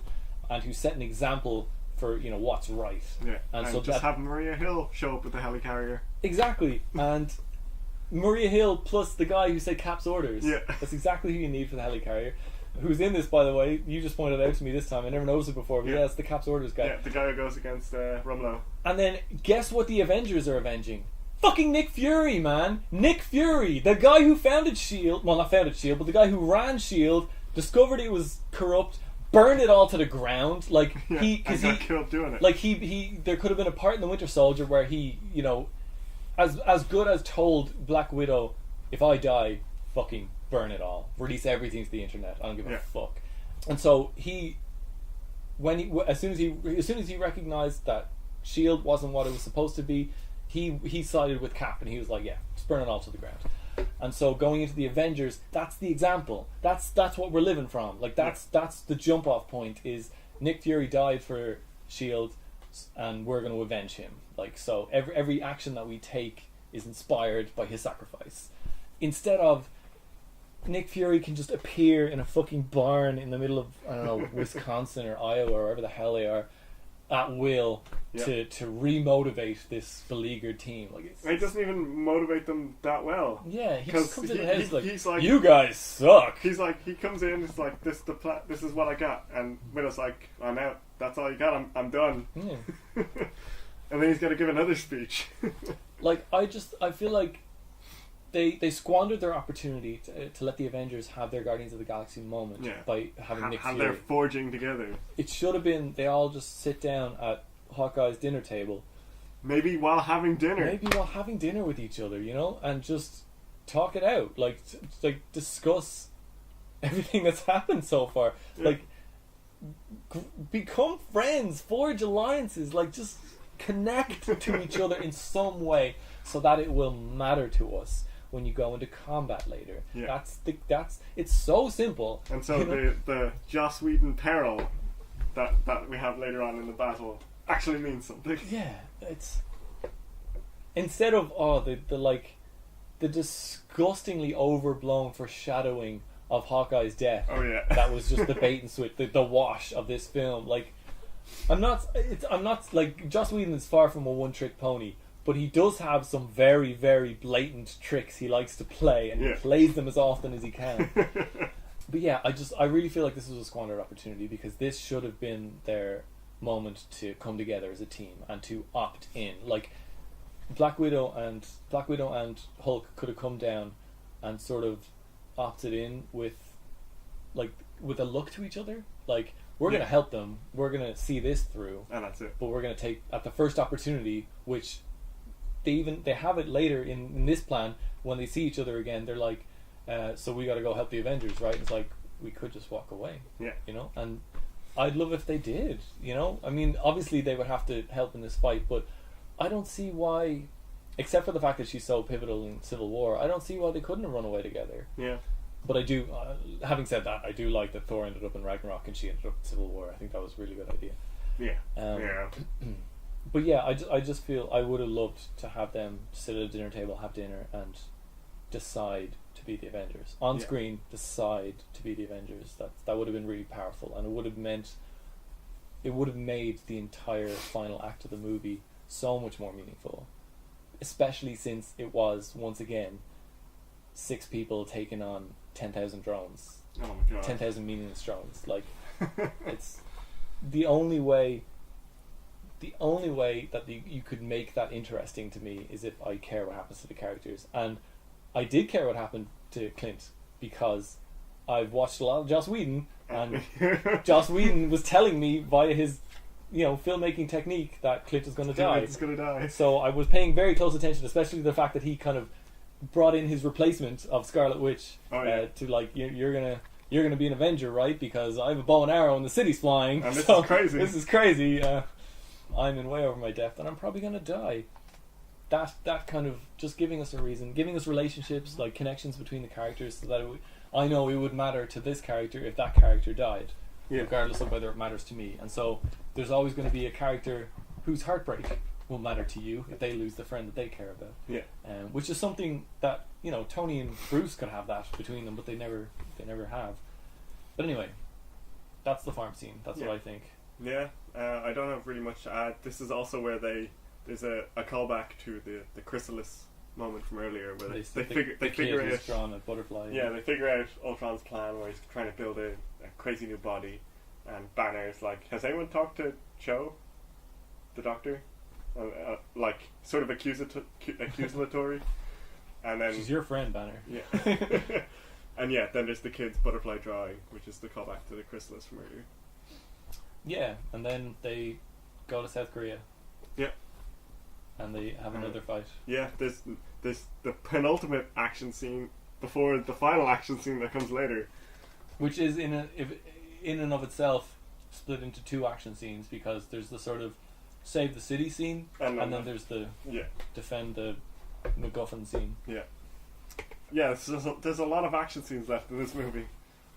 So this is where Ultron starts building Vision. Basically, he's building a body for not really known purposes, except that he wants a perfect body. Well, he's going to download himself into it. Yeah. And also he's going to have the power of the Mind Stone when he's in it, I guess. Yeah, I suppose. Because he says something... Sorry, he says something about human beings only scratching the surface, and he's talking about vibranium and them using it to build a frisbee, but while he's saying it, he's destroying the scepter and extracting the inside of it, which is the Mind Stone, and he puts that in Vision. So I think he recognizes the power of the Mind Stone. Even if he doesn't know what Infinity Stones are, he knows that this stone is a lot more powerful than they think it is. Yeah. So this is the big reveal of the Mind Stone when he cracks it open. Yeah. Which, like, I assume it's a case of they hadn't decided what they were going to do with any of this yet, which is, like, why... Or maybe they had vague ideas. But the fact that they coded the scepter as blue, only to have a yellow stone inside it... I definitely think they didn't think that through. So, yeah, it was confusing to me, but whatever. Yeah, because everyone assumed the scepter was attached to the Tesseract or had power from the Tesseract somehow. Yeah, like maybe a fragment of it or something, just trapped in the scepter. But yeah, I don't know, it turned out to be the Mind Stone, and then I think his plan was to like make an indestructible body out of vibranium, put his consciousness in it, and then also wield the Mind Stone. Yeah, but Yeah. because his plan nearly worked without that. Yeah. But also, yeah, and that's the And he made another vibranium body. that's where the rivalry with Tony doesn't pay off. Like they established early in the movie that he's got some sort of angst about being a creation of Tony.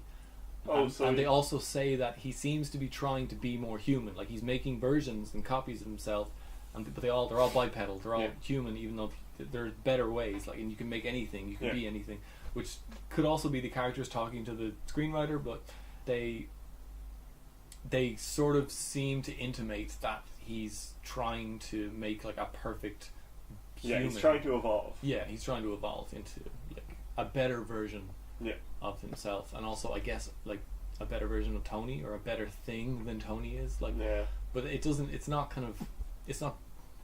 written well enough, or it doesn't have enough room to grow for it to make sense. Like basically, the whole movie stops making sense, or starts to make less and less sense the longer it goes on. Yeah, because his motivations are they're unclear to begin with, and they just become nonsense towards the end of it. And then his actions just sort of don't even tie in with his nebulous motivations. You know, he's just doing stuff, and I don't understand it. Like it's just such a mess. Like I don't understand how they like finished this movie, and a bunch of people watched it and said, that's a wrap. I don't know. It seems like a lot is missing from this movie. Yeah, I don't know how I would fix it. Yeah. Besides having like just a more consistent villain, that would do a lot. Well, I guess what we were saying about having him be just menacing, just scary, and not thinking like a human, thinking like a machine. Yeah. Because then, if his plan doesn't make sense to us, it doesn't have to make sense to us because it makes sense to him. And he's thinking on a higher level, so it's literally something we cannot understand. But also, there's a part in this action scene, which is pretty cool. Like it's kind of like a fight in motion. Yeah, it's like a chase scene. Yeah, and has a runaway train, which are a favorite of Marvel. Yeah, it's like a chase scene and it splits off. But at the end, they get a hold of the cradle. Yeah. They catch it in the Quinjet. But barn door style. Yeah, they barn doored into the Quinjet, and then Ultron flies up and grabs Nat and takes her away. But not the cradle. The thing he's been working for. The main point of his plan up until now, as far as we know, is this the cradle. Yeah, and there's literally no reason whatsoever why he couldn't have gone it. There's no reason he couldn't have flown into the Quinjet, which he does later in the movie. Picked it up. He's a robot. I'm sure he could probably carry it, and just flown out of there. Yeah. Or killed Clint. Take the Quinjet. Or like knock both. Like if he wants hostages for some reason, knock both Clint and Nat out. He's a robot. Once again, they're only human. Yeah. And use the Quinjet that they've handily given him and take that off. And now they have no Quinjet. They've lost 2 of the Avengers, and he has the. And he's got his new body. And suddenly, even though they had no. They didn't establish any stakes for us at the farm. Now we have stakes because 2 characters that somebody's going to care about have been flown away by the bad guy, and he has his fancy new body, and there's no way to stop him downloading into it. Yeah. And I think I really wish he had downloaded into it. I wish Vision had started his life as Ultron, and that Jarvis had dug his way out of there. Yeah. That Jarvis had been in the code, because basically they said he's already in there. Yeah, they said he like ate Jarvis basically, like his code ate Jarvis's code. So instead of Jarvis being in the internet, blocking the access to the nuclear codes, which he was never trying to get, like he was never trying to launch the nukes. His plan was always to build this meteor thing. No, I think he was initially, but Jarvis stopped him. Well, and so he couldn't launch the nukes. So he's like, okay, I'll just build a giant meteor, because that's the next logical step for a homicidal weird machine. Okay, fine. But then, because they mention it throughout the film how they have this mysterious benefactor who no one knows who it is that's stopping Ultron getting to the nuclear codes. Okay, that's true. and then Tony goes to the core of the internet in Norway. And he's like, yeah, I'm the cryptonuclear codes on his 2 keyboards, because that's how you do it. Well, they are nuclear codes. Yeah. I would have removed that entire plot line and just had Jarvis be a scrap of code inside Ultron somewhere, and at the crucial moment I think we watched a video or something where at like a crucial moment in the fight between Vision and the team. Yeah, the Vision as Ultron. The Vision as Ultron and the team would have had Vision accidentally call Iron Man Mr. Stark. Yeah. And Tony would immediately cop that Jarvis is in there. Yeah. I need to figure out a way to get Jarvis to surface, to like emerge. And it could have been so well done as well, where like he says Mr. Stark, and like Tony gets a slight look in his face, but it's not immediately explained to the audience what's going on. But if you're paying attention, you're like, wait a minute. And then it could be like Tony's trying to do stuff, you're like, what's going on? And then it's revealed later that he's trying to wake up Jarvis.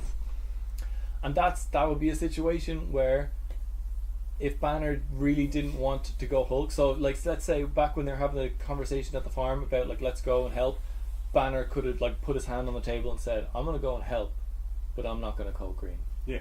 And like Nat would have like put her hand on his hand and said, is that understood? And everyone's like, yeah, sure, absolutely. And so he would have came along, but then because there's like an incredibly intense fight going on, Tony would have like went, Bruce, I need you. It's like, Tony, I'm not going. No, I need you. Yeah. I need Bruce. I need Banner. you. Yeah, I need puny Banner.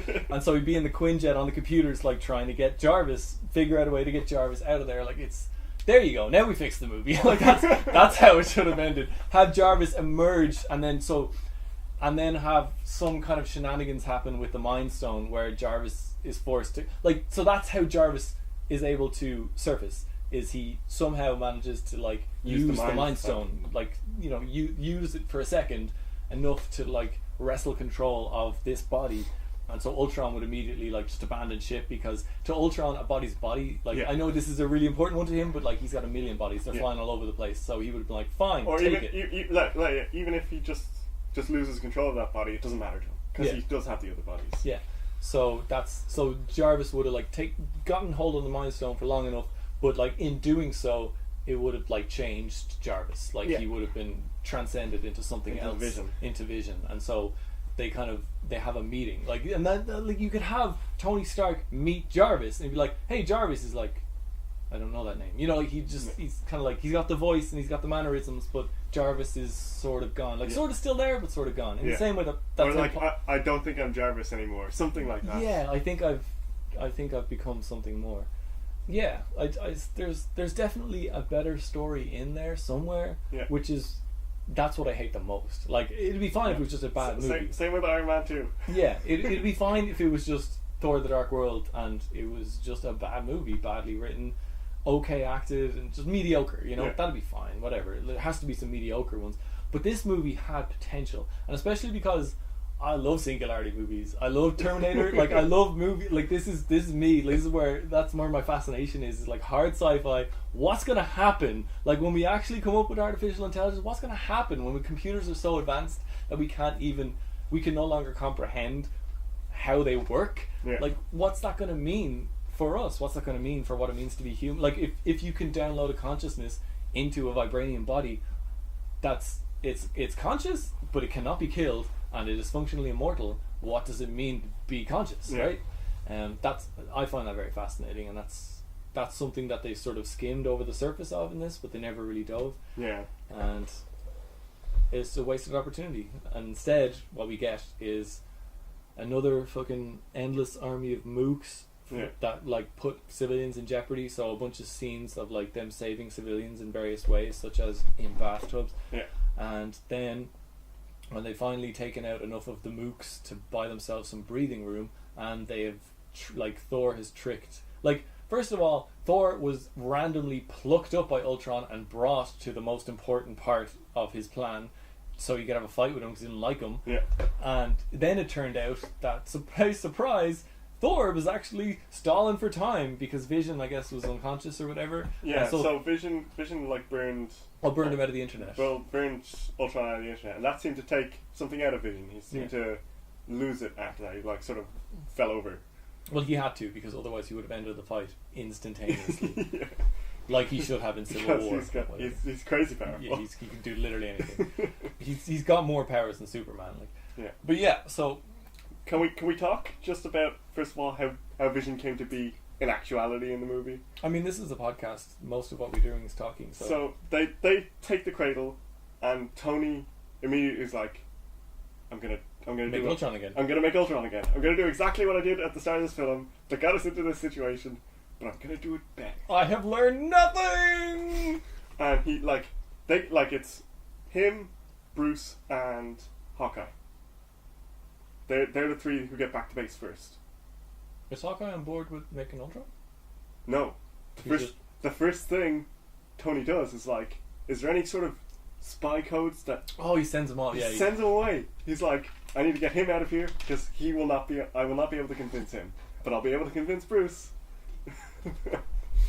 And so he controls the situation again. He manipulates people, and so he can get what he wants. And they start making Ultron 2.0 with an even more dangerous vessel. Yeah, with an Infinity Stone. They don't know what the Infinity Stone is. They can't get into it, so they decide to like put Jarvis in there because Tony's found Jarvis at this point. He's like, Jarvis has been our benefactor. He's been the one stopping Ultron getting the codes. We'll just put Jarvis in here. It'll be perfect. And then they get interrupted by the rest of the Avengers, plus the Maximoff twins. We get like a Cap Tony fight here. The first like actual they fight each other. Yeah, like Cap throws the shield, Tony summons an arm and shoots him with the repulsor, and then like more of Tony's armor starts coming, and so Cap is like, alright, well then we're going in on this, like, and everyone's fighting, and then Thor just bursts in, God of Thunder, summons lightning. So Peter's just like destroyed all of the power to the cradle, so he's just like, I'm a speedster. I don't care what you think. I've just done what I wanted to do. Yeah, I ran around the room and did everything that you were trying to do while you were unable to stop me. Yeah. And then Thor bursts in randomly because he's been off on a vision quest. The last we saw of him, he was naked in some water, and he was discovering glowing Ragnarok is on the way. Yeah, and then he saw the gauntlet, Nebula. Yeah, and the stones, and then he shows up and lightning's the thing. Well, one of the stones was yellow, and it looks like the stone in Vision's head. Yeah. But he doesn't know that. That's true. No, but he does. I imagine now he knows that the scepter was the Mind Stone. But like, he just shows up and is like, wham! He doesn't know what anything's going on. He doesn't. He shows up immediately and lightnings Vision's body. Yeah. He doesn't know that Tony's done anything to it. Yeah. He just shows up and lightnings it, and that's it. Yeah, that's true. And then he's like, Stark was right. We have to do this because we need the Mind Stone as an ally. But he didn't know that Tony had put Jarvis in that vessel. He could have just been animating another copy of Ultron. Yeah, even if it was only like 60% Ultron. That's a good point. Yeah. It stood out to me this time. I was like, what is Thor doing? I know you act impulsively sometimes, but what are you doing? Like, what are your motivations here?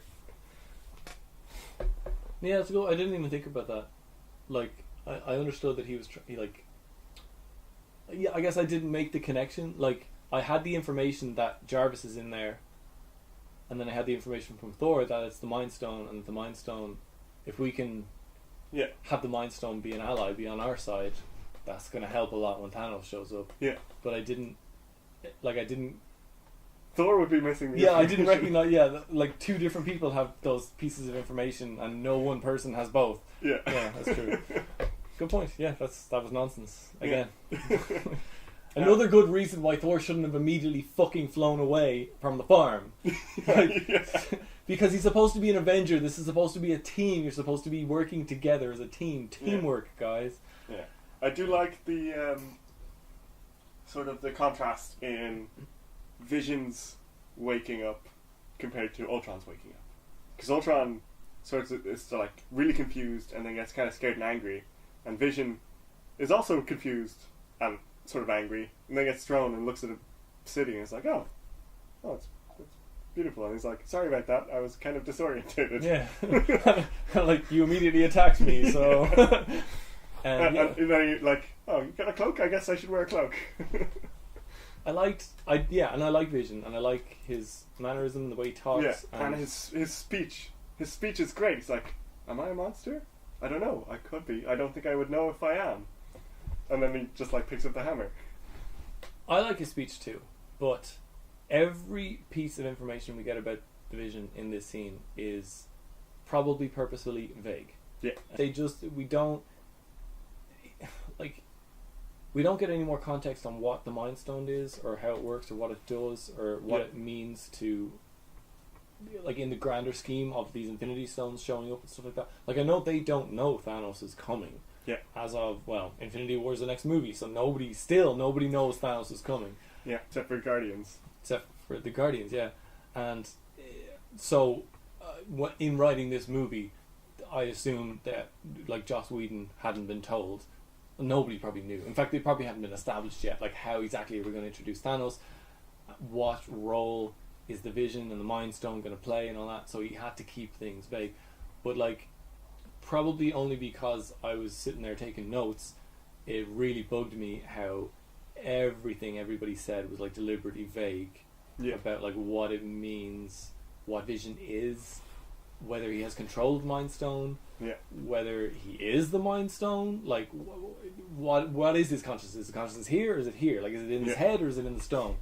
But yeah, that he kind of takes all of these conflicting points and just sort of comes up with a very egalitarian philosophical argument to be like, I don't know what I am, I know what I want to do, and here's a hammer, you know, like so let's go do it. It's exactly the kind of galvanizing moment the team needed to have, but it doesn't pay off because the team remains fractured afterwards. Like, they go into it kind of this menagerie of nonsense, and they come out of it more or less the same. And it's like, we have to stop it. Like, we've been fractured, but we have to deal with this event. So let's go deal with it, because now we got Vision, I guess. Let's go fucking deal with this, and then we can go our separate ways. Pretty much, yeah, because at the end of the movie, they do kind of go their separate ways. They do. Like, Hulk flies off, Iron Man decides to retire, even though that never does not stick at all. Cap goes on to, like, train the new Avengers, who are, like, does not include, like, Hawkeye or Banner. Well, Banner's gone. Like, it's basically just the new. It's like Scarlet Witch, Falcon, War Machine, Vision. Yeah. So Thor's gone. So none of the original team, basically. Everybody's gone Except for Cap and Widow. And in fact, Thor isn't even on the Avengers compound at all at the end, is he? No, he's there because they have that going. Oh, the Bifrost, right? Yeah. Going down the corridor scene talking about the hammer, and then he's like, "I'm gonna go find the Infinity Stones because they're important." Bye. Bye. He just reaches up and Heimdall zooms them away. Okay, thanks. Bye. Yeah. Because you are puny, tiny people, and your planet is safe now. I've done my duty. Heimdall. Yeah. Again, it's like they just they never feel like a team, and it's, if ever, considering this has been like a 15-year project by what is now the biggest movie studio on the planet. Yeah. That going into Infinity War, I mean, I understand that they'd be fractured anyway because of Civil War. Yeah. But even within the factions going into Civil War, there's still no, like, teams. Proper teams, like, meaty relations.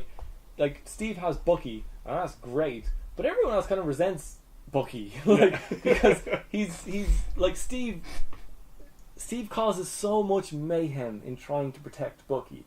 And then the same with Iron Man, like, he's got his sort of realist, like the team realist, who go with him because they recognise that they are causing a lot of destruction and courting a lot of destruction. Yeah. But they cause a lot of destruction in fighting for him. There's no cohesion between either the Avengers as a whole or between factions that the Avengers become. And the fact that they fracture at the end of this movie means that, like, when we get to Civil War, like, Tony's supposed to be retired. What are you doing? Yeah. Like, it's and then, like, Hawkeye is also supposed to be retired, but he takes no prodding whatsoever to come back. That's true. Black Widow, I don't even know who she works. Like, Black Widow works for a living. You know what I mean? Like she's an Avenger, but she was with Shield. She worked for Shield. Yeah. She's not like an intrinsically heroic person. I'm not saying she can't be or she's not capable of it, but they didn't establish any kind of arc where she's making decisions to be altruistic. She's always worked for a living. Yeah. And I don't understand who she works for come Civil War. And that's the footing that this movie leaves everything off on. Yeah. Completely Well, insecure. I mean, she's working for the Avengers. Well, she's there with Cap, staring off into the distance, and he's like, do you want to keep staring off at the wall forever, or you want to come help me whip this new team into shape? But when it comes to Civil War, she's still there, like, on the team.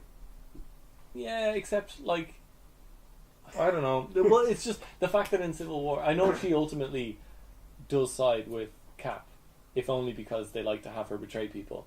But like, I don't know. I just feel like, we've always talked about so far, like in all the Phase 1 and 2 movies, the consistency, the trajectory of the characters remains consistent throughout. I feel like in this movie, all of the characters are like bottle rockets. Like they all just sort of spin off in all these different directions. And then come Civil War, kind of pretend like that didn't happen. A little bit, It's sort of like Thor: The Dark World. You could just erase it and everything would continue as normal. Yeah. Because they never Except for Cap and Iron Man. Yeah, because they never deal with the implications of it.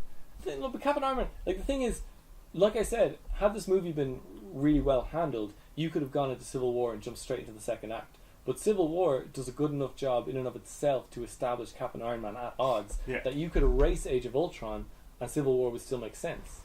Yeah, true. It's just the fact that Civil War has a couple of really good scenes, like the log breaking scene, where you get to see the beginnings of that fracturing. Yeah. But then it like overindulges then, because at the end of the movie everybody's completely fractured. Nobody wants to be on the team anymore. Everyone wants to be on this team, or like just doesn't want to play. Like and then Thor doesn't give a shit. Like they've come to the end of another world-ending catastrophe, and Thor's like, later. Yeah. I mean, I've got my own personal shit to deal with and whatnot. But I mean, I imagine that's also kind of par for the course for Thor as an Asgardian. He shows up on planets that have crises, fixes them, and leaves. I don't know. Or he goes to planets to, put down rebellions against Asgardians' unjust rule. Well, in that case,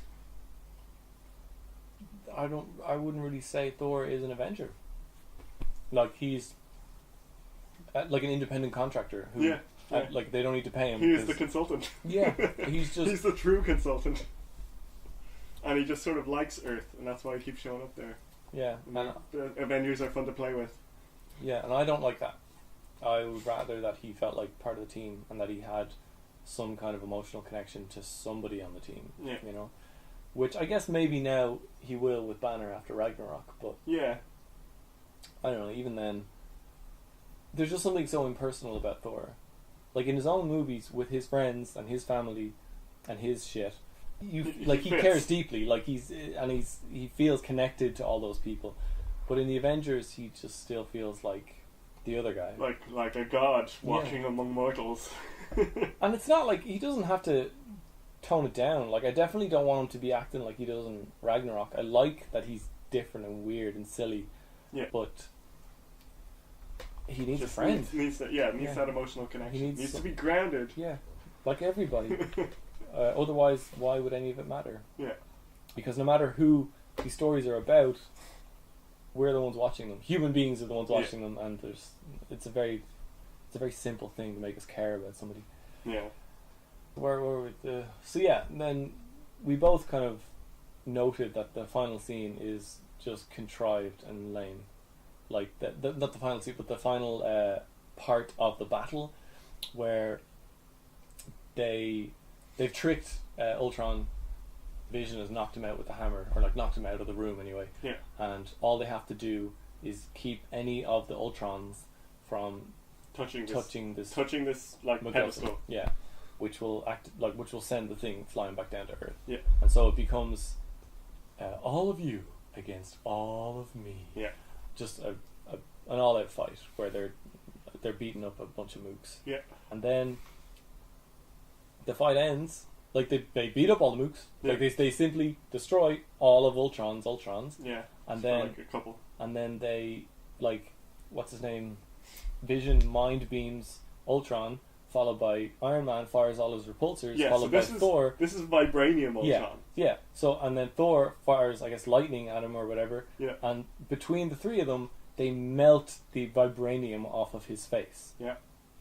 So I didn't think that was possible. Yeah, I thought vibranium was like adamantium. It was set. It was this set. That was it. It was completely indestructible. But no, apparently it can melt. Yeah. Vision plus Iron Man plus Thor greater than vibranium. You heard it here. Like That's maths. Yeah.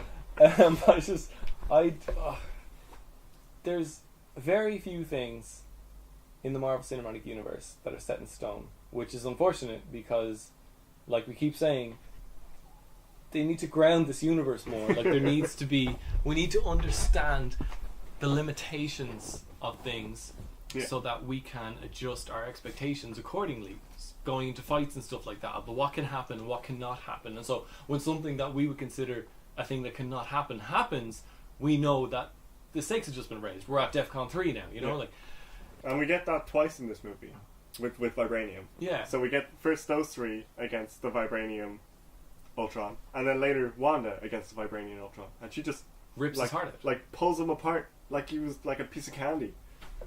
Which gave me a question on what is like the restrictions on her, how powerful she is. Is she like the most powerful person ever?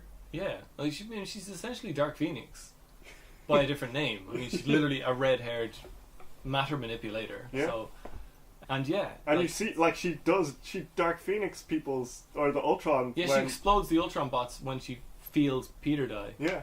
Pietro, sorry. And they just like disintegrate. Which, by the way, sorry, we totally glossed over the Clint didn't die, you guys, in case you were following along at home. It was all just an elaborate ruse concocted by Joss Whedon. Quicksilver died, and then Clint lay down on a bench and stopped moving, so he obviously died too. Yeah, it was all just a big setup, rug pull for Quicksilver to die, because I would guess Marvel Studios recognise that we can't have a Quicksilver if Fox also has a Quicksilver, especially if their Quicksilver is popular. Yeah, their Quicksilver is that I like it. It's better. It's better done than this Quicksilver. Yeah, definitely, for sure. I really like, and I like. He also acts like a person who has, for the most of his adult life, been able to move very quickly. So his ability to relate to people has been jeopardized. Yeah. So they win. I mean, they blow up. They win. They blow up most of the Sokovia city while it's still in the sky. Yeah. And it doesn't vaporize like Tony was saying. It just turns into smaller chunks. Yeah. So instead of one big meteor, you've got a billion tiny meteors. Yeah, but it's okay, because even though it was flying straight up and then it had thrusters pushing it straight back down, it actually fell into water, despite the fact that it lifted off over land. Yeah. So that means everybody's safe. Yay! Except for Nemo's family. Not Nemo, Zemo.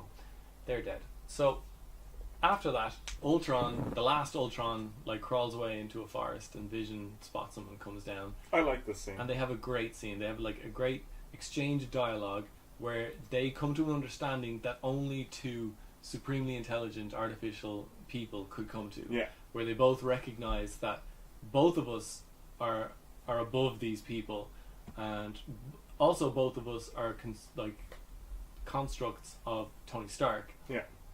Both of us are disappointments to an extent, and while one of us considers himself a slave but has free will, another one of us thinks he has free will but is in fact a slave. Yeah. And it's up to the audience to decide which is which. Yeah.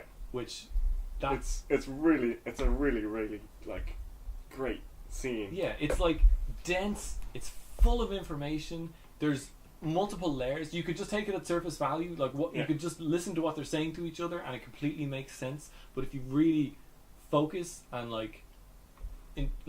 take some time and try interpreting what they're saying, there's a lot more going on here. Yeah. There's a lot more existential philosophical debate happening, even though it's only about 6 lines between the two of them, finished off by kind of one of the only proper in character effective undercut quips, which is like he said, "Oh God, you are intolerably naive." And you're like, well, I was born yesterday. Yeah, which it's perfect. It's perfect. It's well written. It sounds like something Vision would come up with, like in the moment, and it's kind of the perfect.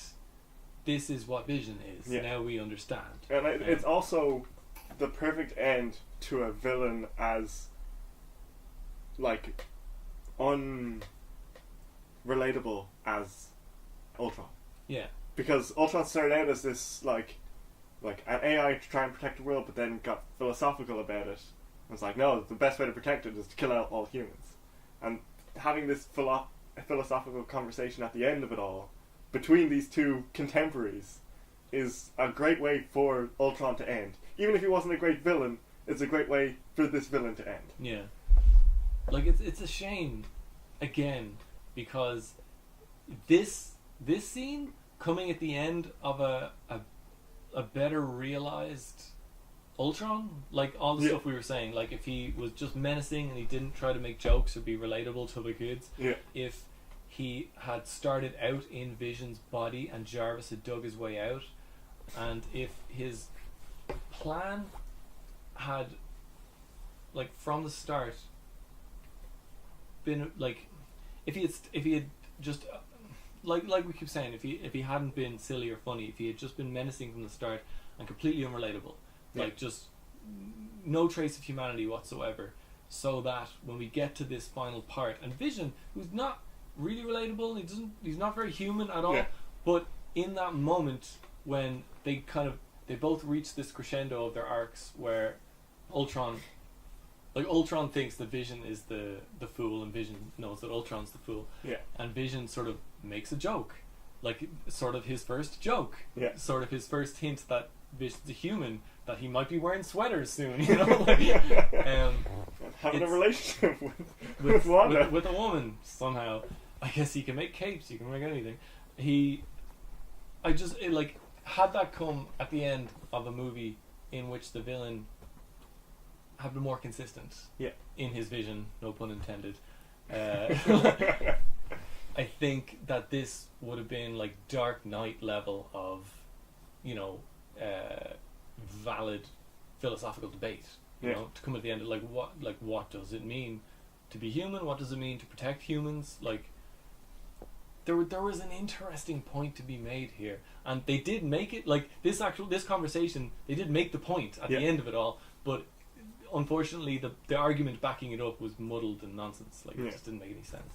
I really liked one of the lines here as well, where Ultron's like, they're doomed. And Vision's like, I know.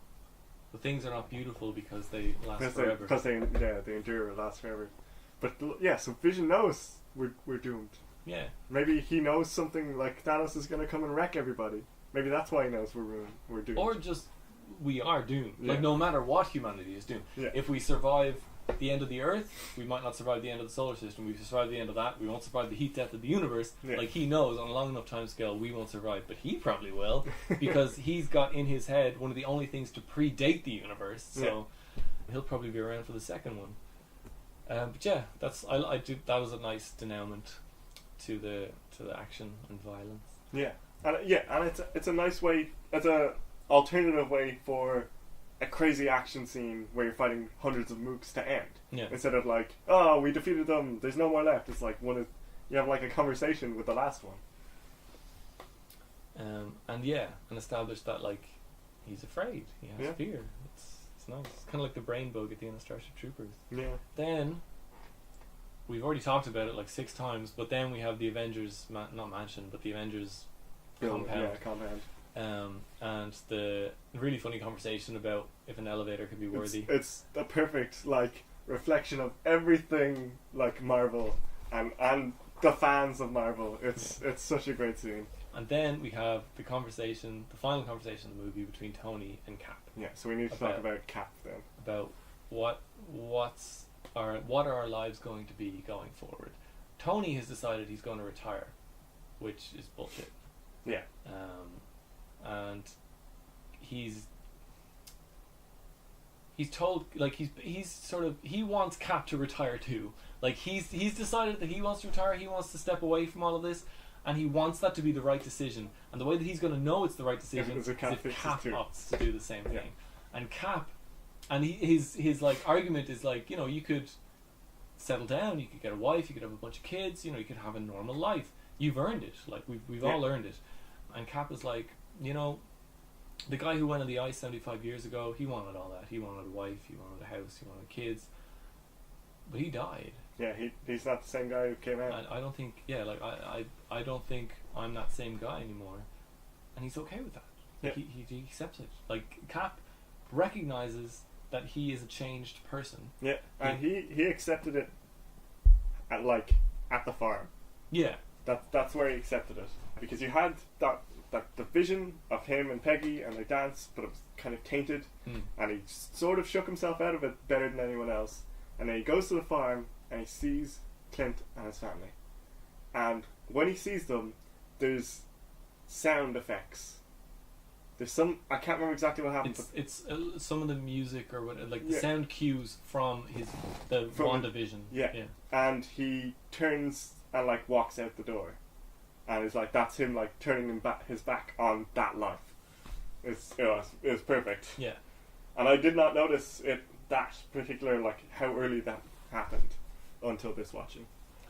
And that's once again, and I'm going to keep saying it, for as long as Chris Evans is in the MCU, he is the most underrated actor in the MCU. Like his performance is so understated that you can literally watch a movie 4 or 5 times before you cop that, like you said, a decision that we think he's making at the end of the movie, he already made it an hour ago. Yeah. You just didn't see it. Yeah. Like, he made that decision. And he made it on screen. Yeah, and I know that, like, part of that's the writing and stuff like that, but I would argue that he just carries Cap with such dignity and composure and humility that, like, he just embodies the ideal of Captain America. And you don't, like, you'd feel like he's able to get away with, no, I'm going to get it this time. He's able to get away with these really, with like moments like that where you don't recognize that he's made a huge decision, because Cap is so dependable. You never feel like you need to look any deeper. You don't need to examine what he's doing. You don't need to like dive deep into his psyche or, you know, like be paranoid about his motivations or stuff like that. Cap is exactly what you think he is. Yeah. So when he makes a huge decision like that, which it's kind of a huge decision for him, because from he's only like 30 in his time. Yeah. Like, he's still a young man. He could still opt out and have a life the way that like Bruce and Nat want to. But he doesn't. He recognizes that this is his place now. Like, and part of that goes all the way back to Stanley Tucci's basically cameo in fucking First Avenger, where he's in there for about 5 to 10 minutes of screen time and gets shot, but before he dies, he points at Steve Rogers' heart, and that's him telling Steve, no matter what, that's what you follow. Yeah. Follow your heart. Don't try and be a good soldier. A good soldier. Be a good man. And that's and he's carried that all the way through. That's been like Captain America's through line, and it continues to be in Civil War, and I assume it will be in Infinity War. Yeah. And he makes that decision. He like a mature person. As soon as he recognizes a decision has to be made, he considers it and he makes it. Yep. And then carries on with his life. Like, and no person in the world can really do. Yeah, I know. And then when he's having a conversation with Tony, he makes no attempt to change Tony's mind. He doesn't even really make the point that, like, no, I've made a decision and this is who I am now. Yeah. He just sort of lets Tony know that that's not what I want. What you think I would want and what you seem to want, that's not what I want. And that's no reflection on what you want. He doesn't say that, but like, it's clear that like Cap doesn't judge people. That's just I've come to the realization that that's not what I want. Tony on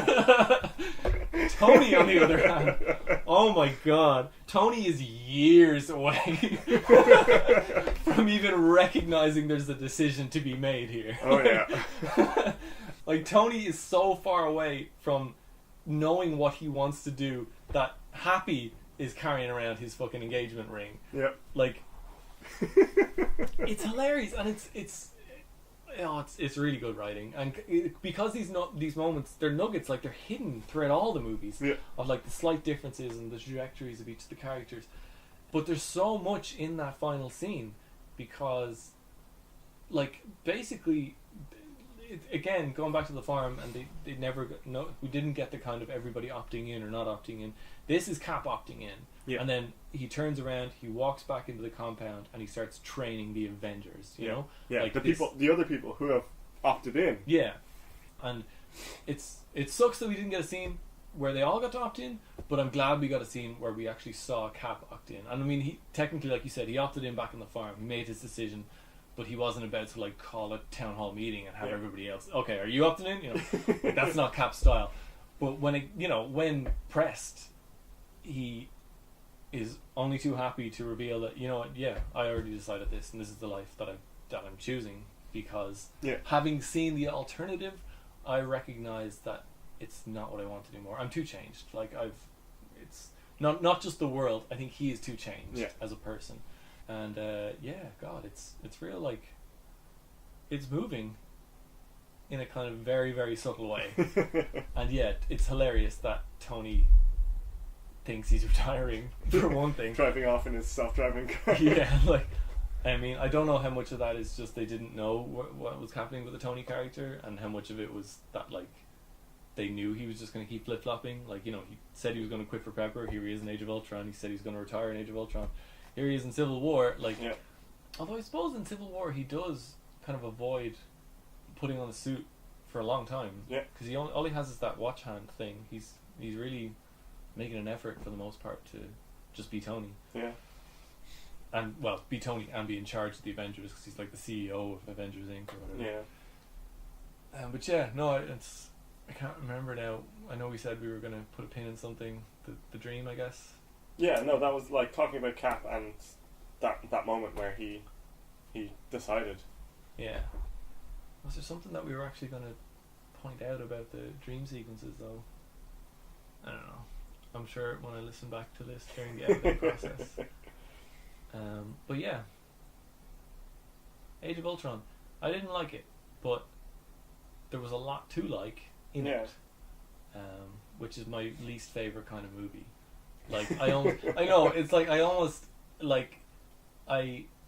I dislike The Dark World less than Age of Ultron for the fact that The Dark World never had a chance. Like, it doesn't have any potential. It was always going to be mediocre. Yeah. Whereas this movie was just full of little, like, the Vision Ultron so many scene, nuggets of gold. the Cap Iron Man scene, the elevator scene, the farm scene to an extent. Like, there's just so many.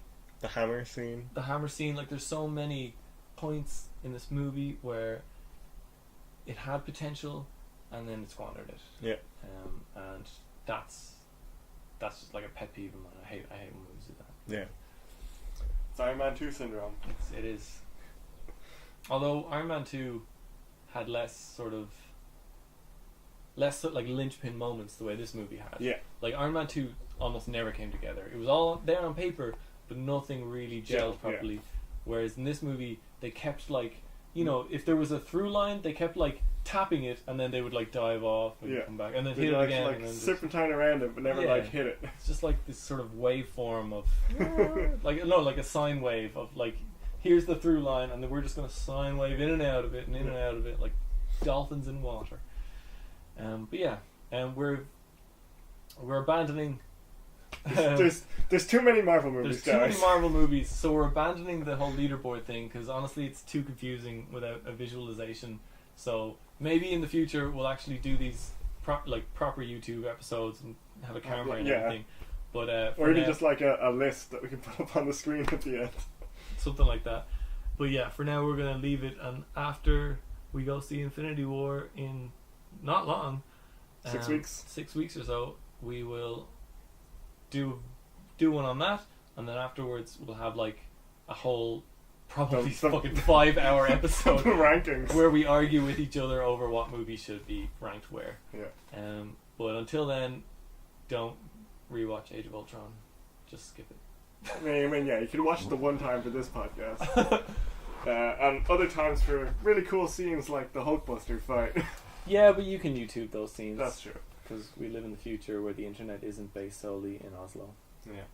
We did miss one last thing, which was the post-credit scene of Thanos, Tell me more. where it's just like the gauntlet with no Infinity Stones rising up and like a vault door opening. But tell me, Steve, why does he not have any Infinity Stones? Because he's lost them all. Because he, as a mad Titan, is bad at collecting things and has other people try to collect them for him and fail. And so he actually ends up with less Infinity Stones than he started with. And he's like, fine, I'll go get them myself. Sometimes he even gives Infinity Stones to the people he has hired to collect further Infinity Stones, only to lose both Infinity Stones. And it doesn't make... This scene doesn't make sense to me. That he puts it on... Yeah, like, I understand they would have the gauntlet, and like, because the gauntlet in the Asgardian Vault is a fake, according to Hela. Okay. She walked by the gauntlet with fake. Yeah. But yeah, it's just like, he's got the gauntlet and no stones, but like, it seems like... This is my personal canon at the moment, is that he's trapped in that place that he is. Sanctuary. The Sanctuary. They can't leave. And I did not see a super secret vault in the Sanctuary. It was mostly just floating rock platforms and space. But that is, of course, your personal headcanon. Yeah, So and I have not seen the Infinity War trailer, so I don't know anything more than that. So we've no reason to presume that he is trapped there. And if he is... Also, well, maybe he is, but we also don't know the scale of the Sanctuary. Like, we've seen the part where he meets people. Yeah, and we don't know what else there is to it. Because we don't know a lot about Thanos. At all, which is not a... I mean, I guess they have 2 movies now to flesh him out. Yeah, and the first one is 2.5 hours long. Jesus Christ. It's going to be a long one. But then again... No, it's like half one. I was just going to say, like, between the first and second one, we've also got Captain Marvel coming into it with rumours saying... Well, not rumours. I mean, the movie's about the Skrulls. Like, she's going to be fighting Skrulls in her movie, but also it's set in the 90s. So the rumour mill is saying that Skrull is going to be... There's going to be a Skrull... Well, that there already is an existing Skrull in the MCU. So one of the characters that we've been following this entire time has, since the 90s, so therefore, before any of the events of the current MCU, been a Skrull. Yeah. Which, it couldn't be anyone. So, like, it couldn't be anyone with, like, crazy magical powers or whatnot, or, like, anyone with abilities beyond the scope of what a Skrull could do. But it could be a lot of people, especially any of the human characters, or maybe going as far as Cap. It better fucking not be Cap, but that would be terrible. It could. That would be almost as bad as Cap turning out to be a Hydra agent. I don't know. Who would be dumb enough to do that? But yeah, I can't remember Infinity War, Gauntlet. Yeah, so the Gauntlet. I guess. I mean, like it depends what his motivations are. In the comics, his motivation has always been to court death. That he wants to get the Infinity Stones, so he's control of all of reality, and he can kill an infinite number of people, and death will like to him. literally court the personification of death. Yeah. Death, who is a character in the Marvel universe. I don't know if they'll go that way. It would be interesting. They teased it. They teased it way back in. Would be to court in death, Avengers. yeah. And he smiled. So, like, yeah, for sure. And I mean, it's not as if the MCU hasn't gotten weird as fuck. Yeah, the idea of death as a character could easily be brought in. Oh, it already is. I mean, we have a goddess of death. Yeah. But I guess, yeah, death as a thing. Yeah, I don't know. 2.5 hours, hopefully. But with like 60 characters. Yeah, with a crazy number of characters. Yeah. It's just gonna be a series of 2-minute montages for each character. All narrated by the guy from Ant-Man, whose name I don't know, who does really good quick narrations. Michael Pena, yeah. I could listen to that for 2 hours. But yeah, I don't know. We're not gonna solve Infinity War Not here. right now. Not at 1:30 after talking about Age of Ultron for 2 goddamn hours. But yeah, Age of Ultron. Closing thoughts? I liked it, but not as much as all the other Marvel movies, really. I liked it, but not as much less than you. See you next time on the Saturated Industries podcast. What's next? What's the next movie? Ant-Man. Ant-Man. Oh, Yeah. perfect. Kind of like a breather after this one. Alright, see you next time.